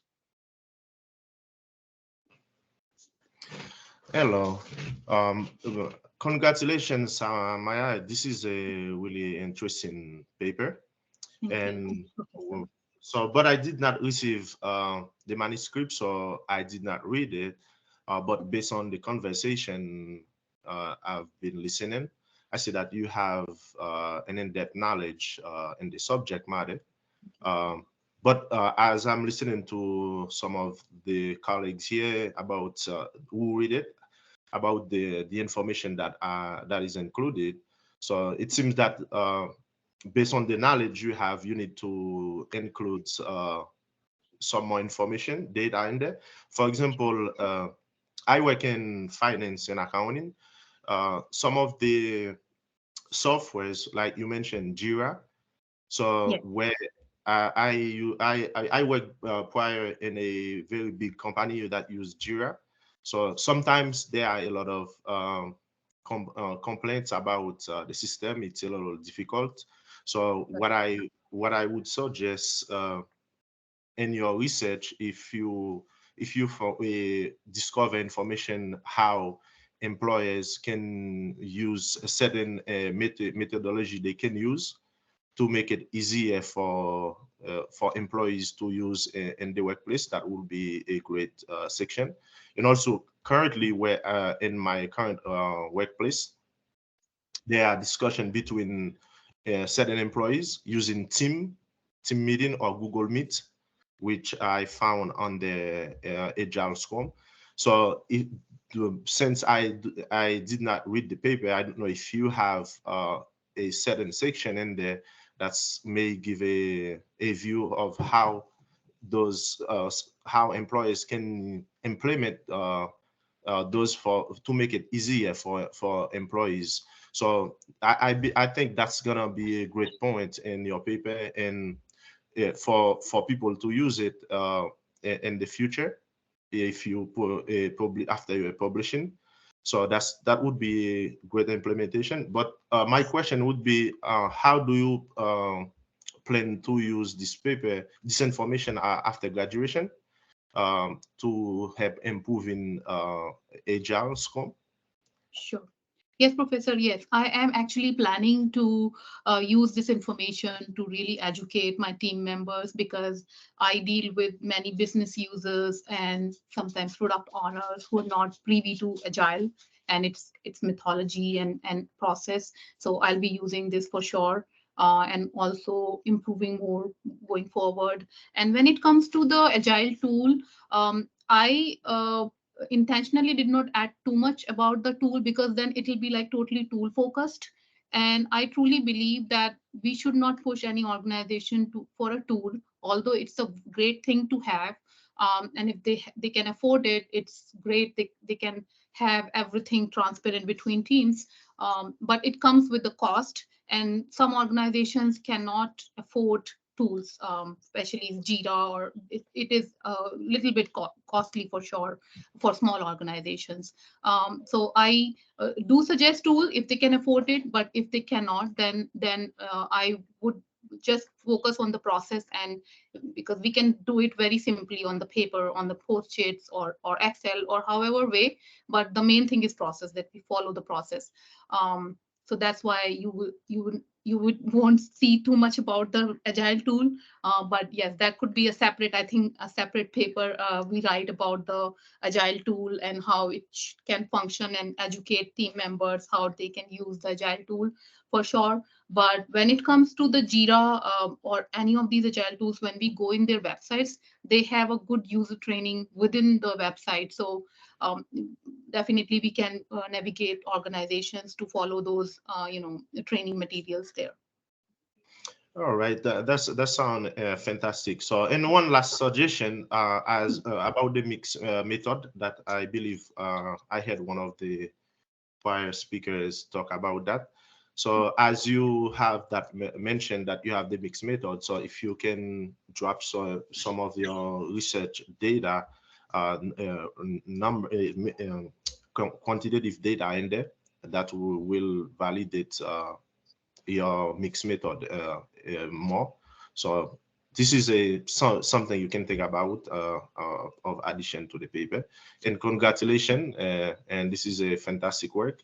And congratulations on graduating. Thank you. Professor Alcaraz. Yes, I will be fast. Some of the advices was very technical, other ones was so holistic. I know it's a hard moment when you graduate and you did the best in your work and sometimes get a lot of critiques, but we are here to make you do better, better and better. And this is education. You know, when you think you are perfect, oh no, you can do better. You can do better, and you are always improving. And all our advice is just to help you to do better in your field. Because here you are a pro. You just need to get some details and get some information. You can spread your work because you are a leadership, you are a role model for everybody in this scenario. And don't think all our advices and critiques, oh no, was not a good job, was a great job. It was a great job. And you just make a few corrections, you will be like 99% because we are not 100% good enough. We are always definitely. I am really appreciating and I'm actually enjoying this discussion and really appreciating all the reviews, because sometimes when we write, we miss few things. And although it's in our mind, I agree with the professor's comment on that it's been in my mind, but maybe I may have missed in the paper. although I tried my level best, that all that information which I collected from these interviews, from these blogs and case studies is there. But yes, I really welcome the review and the comments, and we'll make sure that it's been added there. Yeah, and it is not the final. It's the beginning of a new era, because the doctor in business administration is coming. You know, it's the next step. Yes. Thank you. Thank you, Professor. Very good. Very good.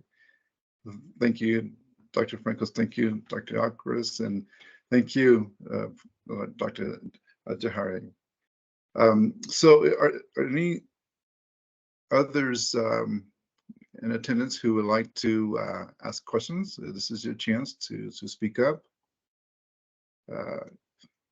In interim, I just wanted to give you a moment, Samya, to just say any final comments, any impressions, things that you want to say to the review board at this time.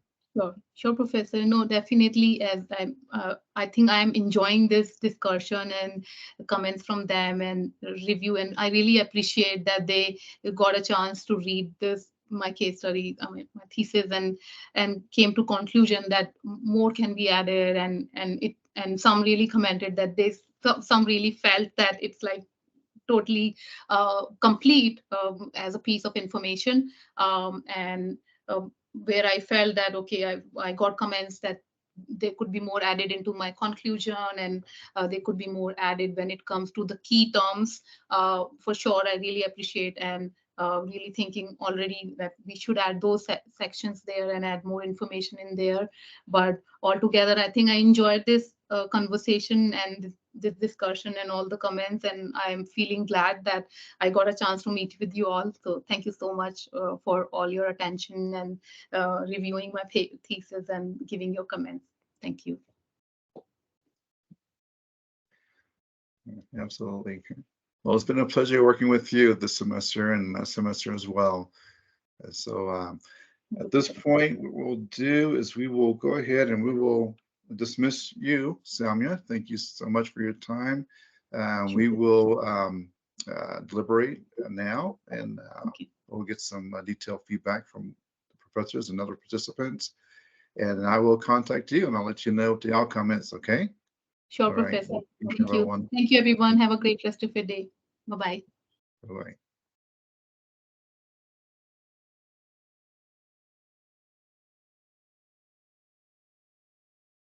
Okay, excellent. So let me go ahead and give you some background on this. Clearly, she is the pioneer here at the Windsor University in this process. No other student has reached this point to date.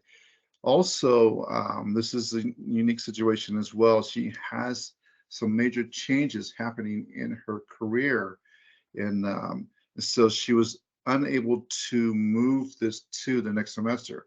So all of the other students are actually working on their proposals. They submitted their research proposals now, their thesis proposals, and they have the format that we've all talked about here that includes the methodology section, the literature review, the limitations and suggestions for future research, and the conclusion. So they have that format, but because of the compressed amount of time, Samya really rushed through and really had to get this done in a record amount of time. So we did not recommend it, but there was no way for her to work around that. So we accommodated her by allowing her to complete this now. So, I mean, bravo to her, because that's an awful lot of pressure, but I think that she did quite well.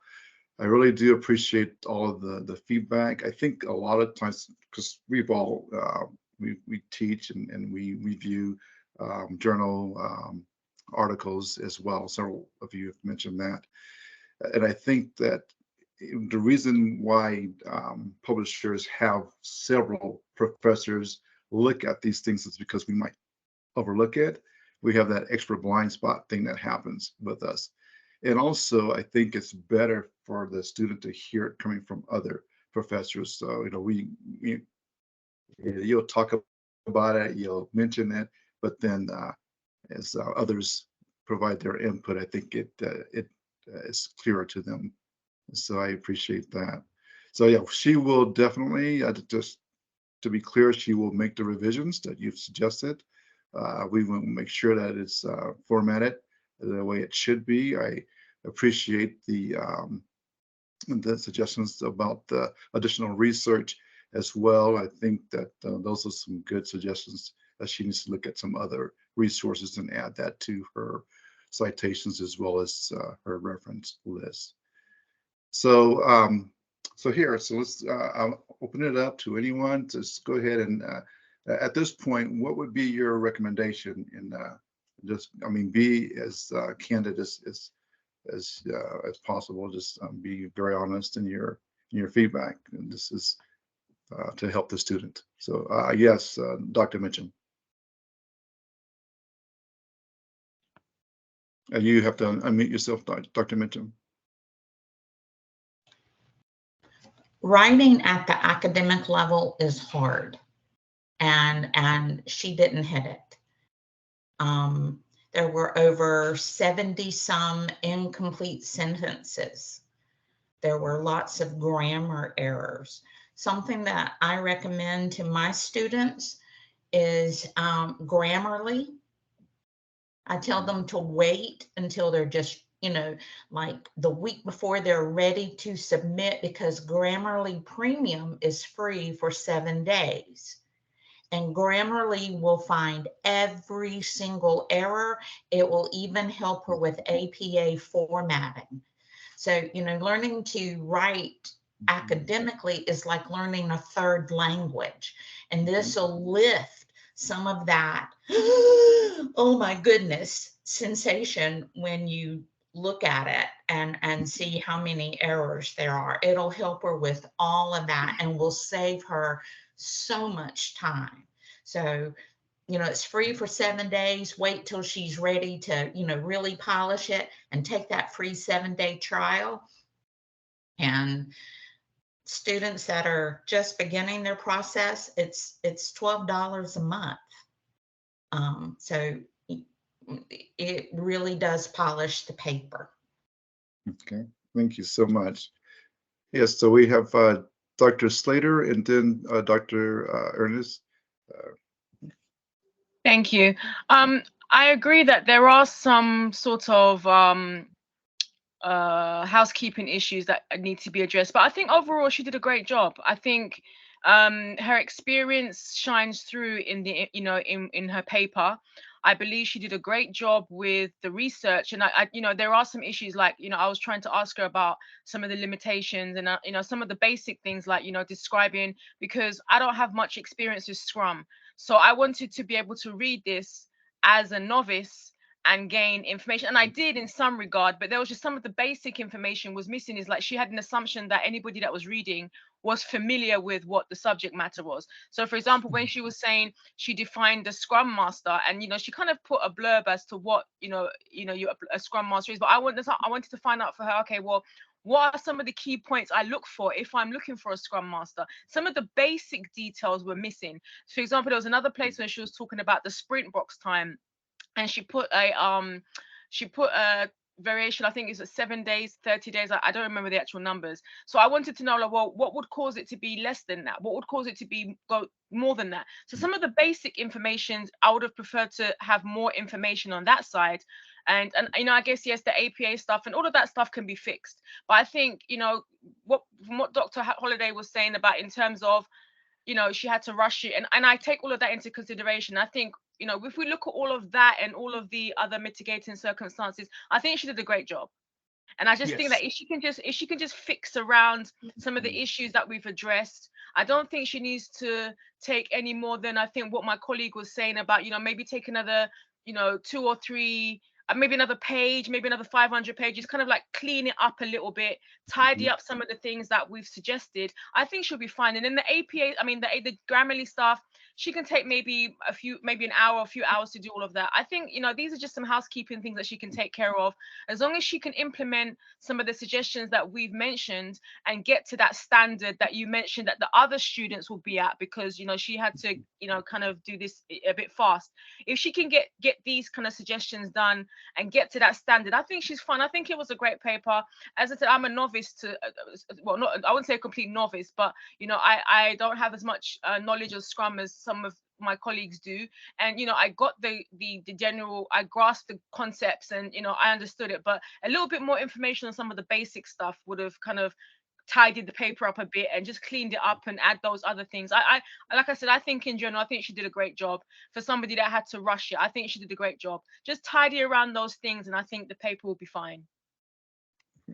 Very good. Thank you. Thank you. Excellent. Dr. Ernest. Oh yeah. I would rather ask a question rather than react on the paper output, because that's a pioneering. And I believe that the university should set the standards wherein what are we expecting from the student and MBA students? Do they expect to really present a quality academic paper, or the tolerance of the university? Because it will spells out the quality of education we're providing as a university. And as such, I would rather suggest that we have a standards measures and really be very basic on how many references, on book references, number of literature, and number of discussion, minimum number of pages that they can produce to be considered as a thesis. The advisor probably can monitor this, and because I'm quite in a quandary on the quality of output. That's my concern as a university, and I believe we just not forego because she have a lot of knowledge and expertise of the topic, but putting it on paper and making it a thesis, and we are expecting it to be published as a academic paper, then we have to be, I don't know how tolerant are we on that aspect if we will allow that to be labeled as such.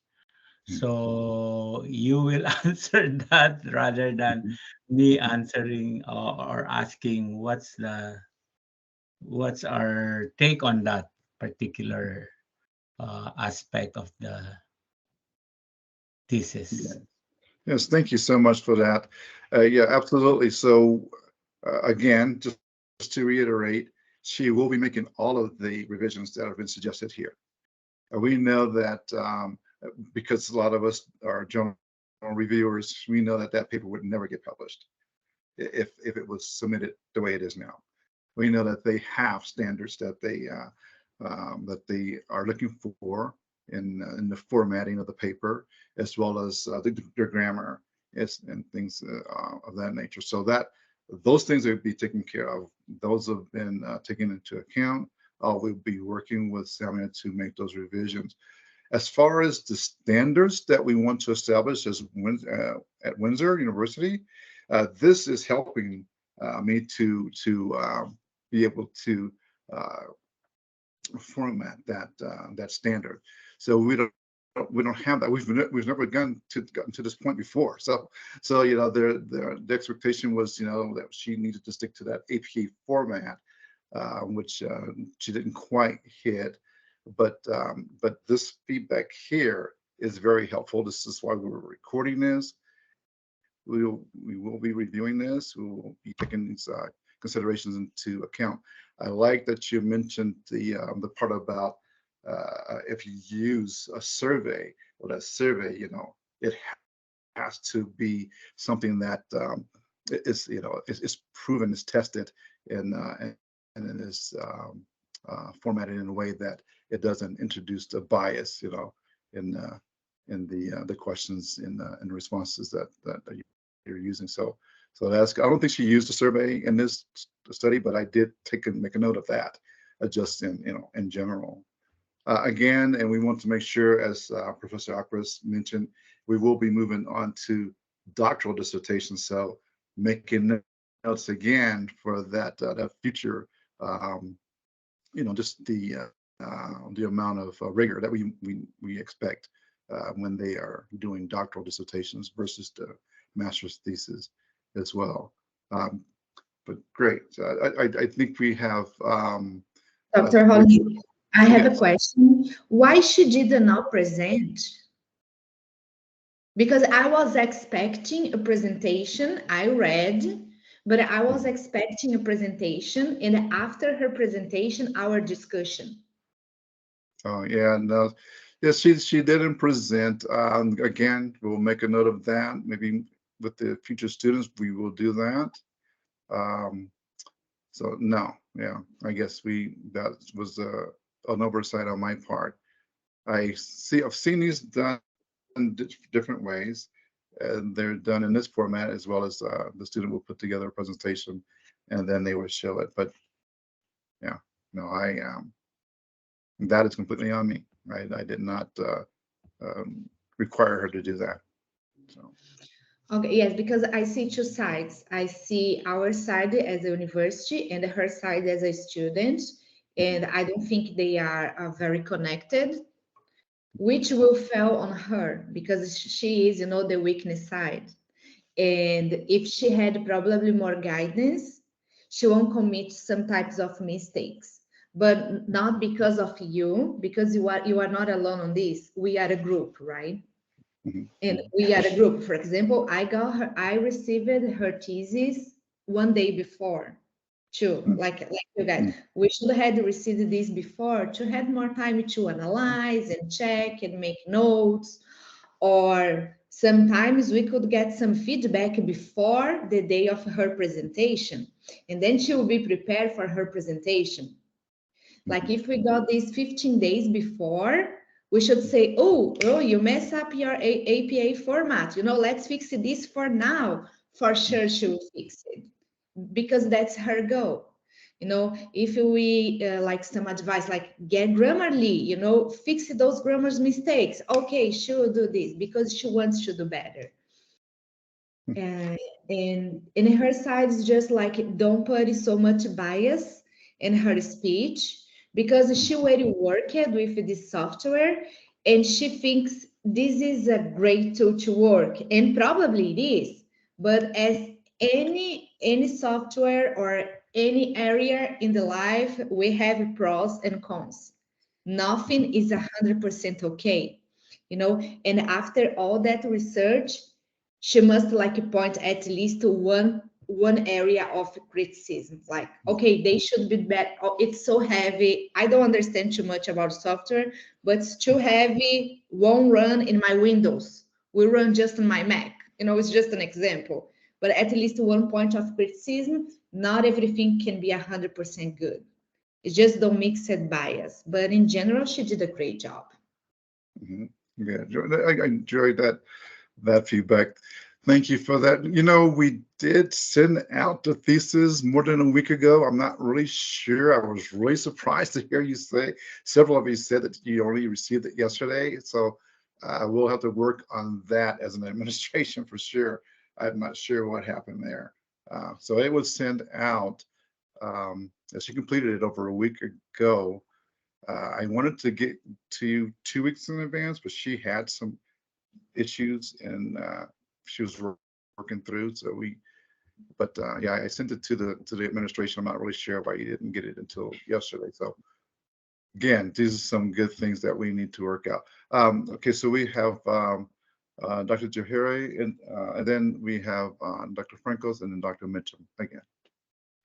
So quickly, I just want you to, if that's if it passes, if it's received 0, okay, I'm willing to help her one Sunday, 8 hours.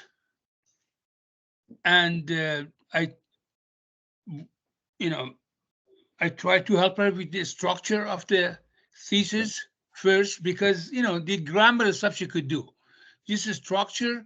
And I look at the contents and make sure they're cohesive, they're just, and then after 8 hours, that paper should, except for grammar and vocabulary and all, except for those, it should pass all of us this view, I'm pretty sure we're gonna all you know, put our approval stamp on it. But tell her I'm going giving her 8 hours. I don't know how to I mean, I could put her on Zoom. She could dial in into my Zoom, and then if she doesn't get tired, I don't get tired. Okay. You know, that's what I can offer. Well, thank you. That's very generous. Would you please put your email address in the chat, and I will make sure she gets that, and she reach out to you. Of course. Okay. All right. Dr. Francos, and then Dr. Mitchell. Yes, that was a good presentation. But since, as I mentioned, I did not have the paper, I did not read it, as Dr. Rodriguez stated. So if she had the presentation, probably some of us that did not have the data would follow more on what's going on in there.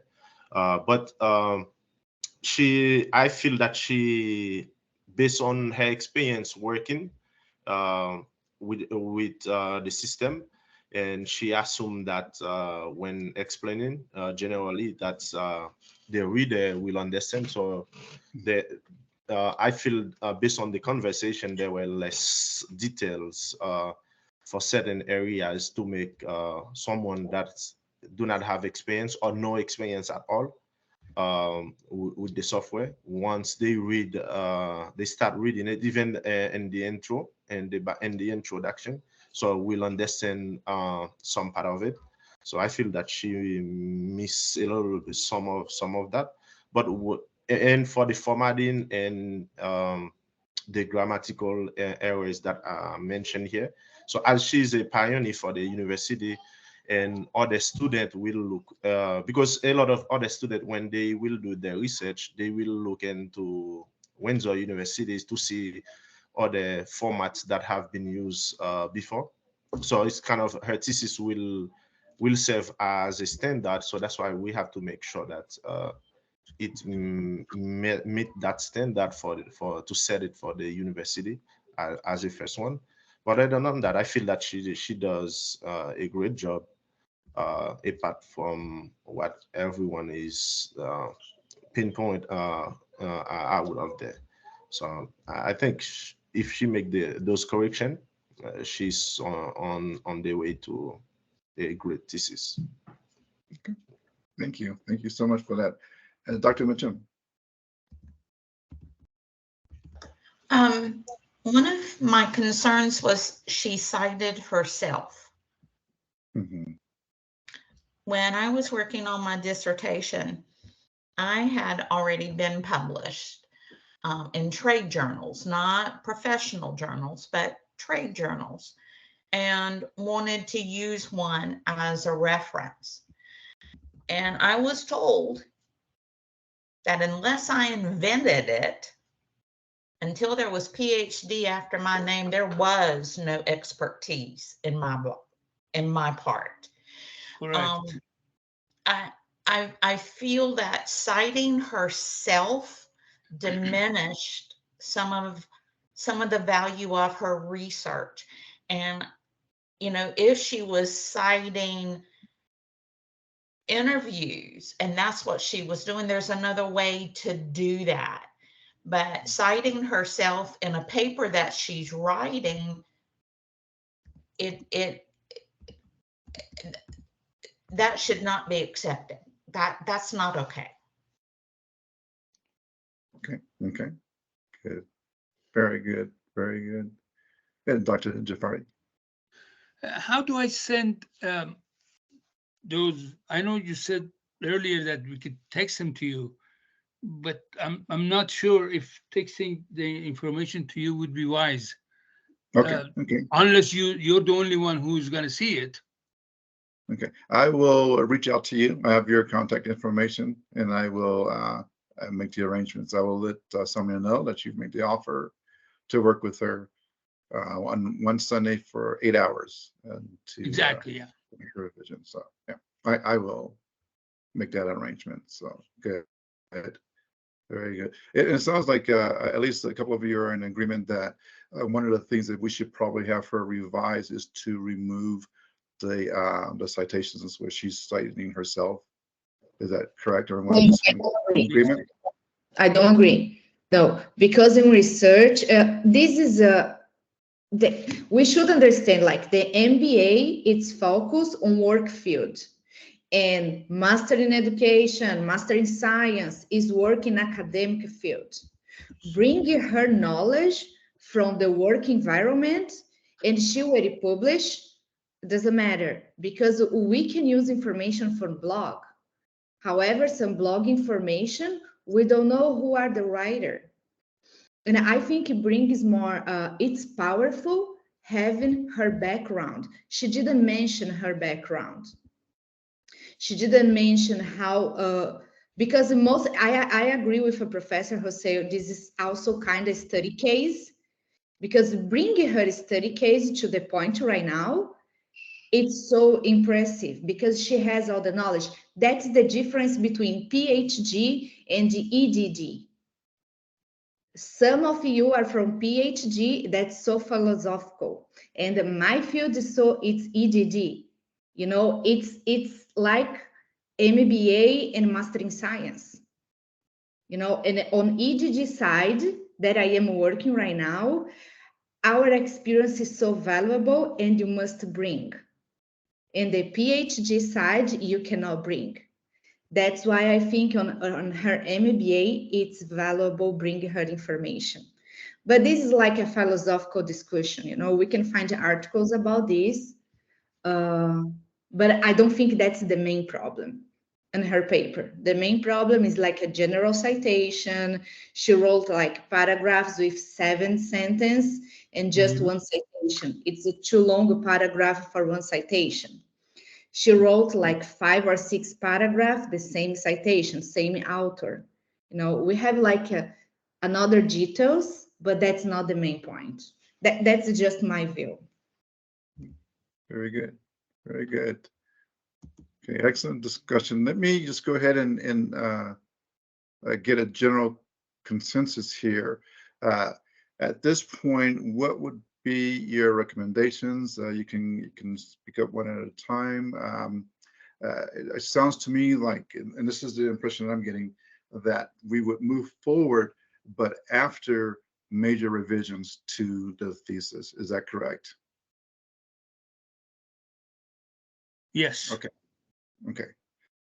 Okay. Well, good, because I need to reach out to the student and let her know what the outcome is of this.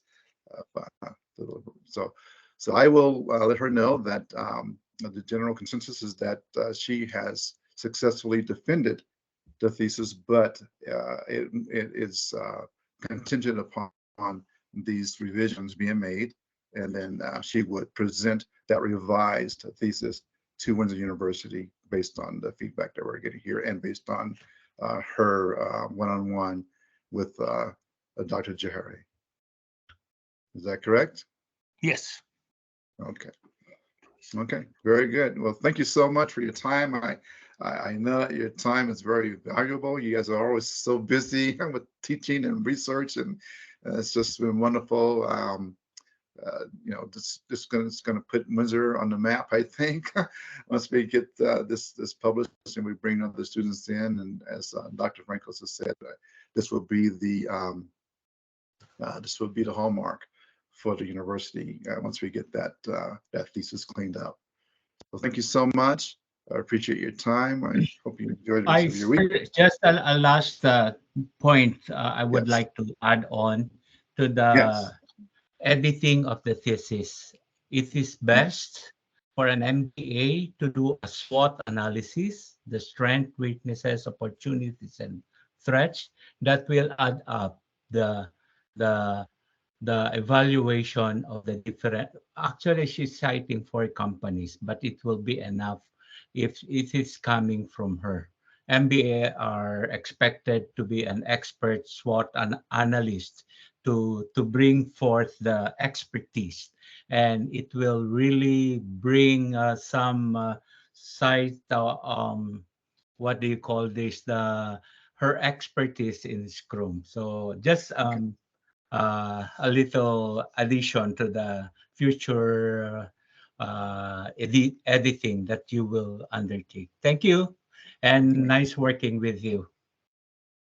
This was my first experience with Windsor. Thank you so much for inviting me to participate. I enjoyed meeting everyone, but I have two questions. The technical, let's see, on the summary paper, technical strength, what does that refer to? Okay, so I think you've adjusted, several of you have adjusted already. It's as far as how did she do as far as conveying, you know, what the topic of the paper was, you know, the content, and I think you did quite well in saying that some assumptions were made that we were all Scrum Masters, which, you know, I'm definitely not. So okay, that was and good. then my last question is, who gets that summary? Who do I send that back to? Send that back to Sarah Reyes. She's here. You would just email that back to her, and she'll make sure that I get copies of those. And when we review those, I don't have that email address. Everything okay. I've gotten has come from a Jasmine Adams. Okay, well then you would just send it back to Jasmine. Okay, all right, perfect. Thank you again for the opportunity. Absolutely. For my pleasure.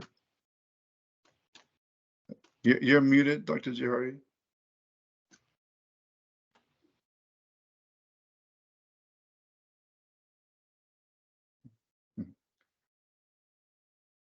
Okay. Again, we cannot hear you, Dr. Jihari.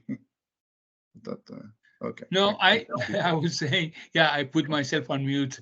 Thank you very much for the invitation, and I really take a joy in helping people. So when I said 8 hours, they might go even beyond that, and just make sure she understands that she prepares the information. I just help her, you know, with the sections, you know, make it fluent and easy to read and understand, you know.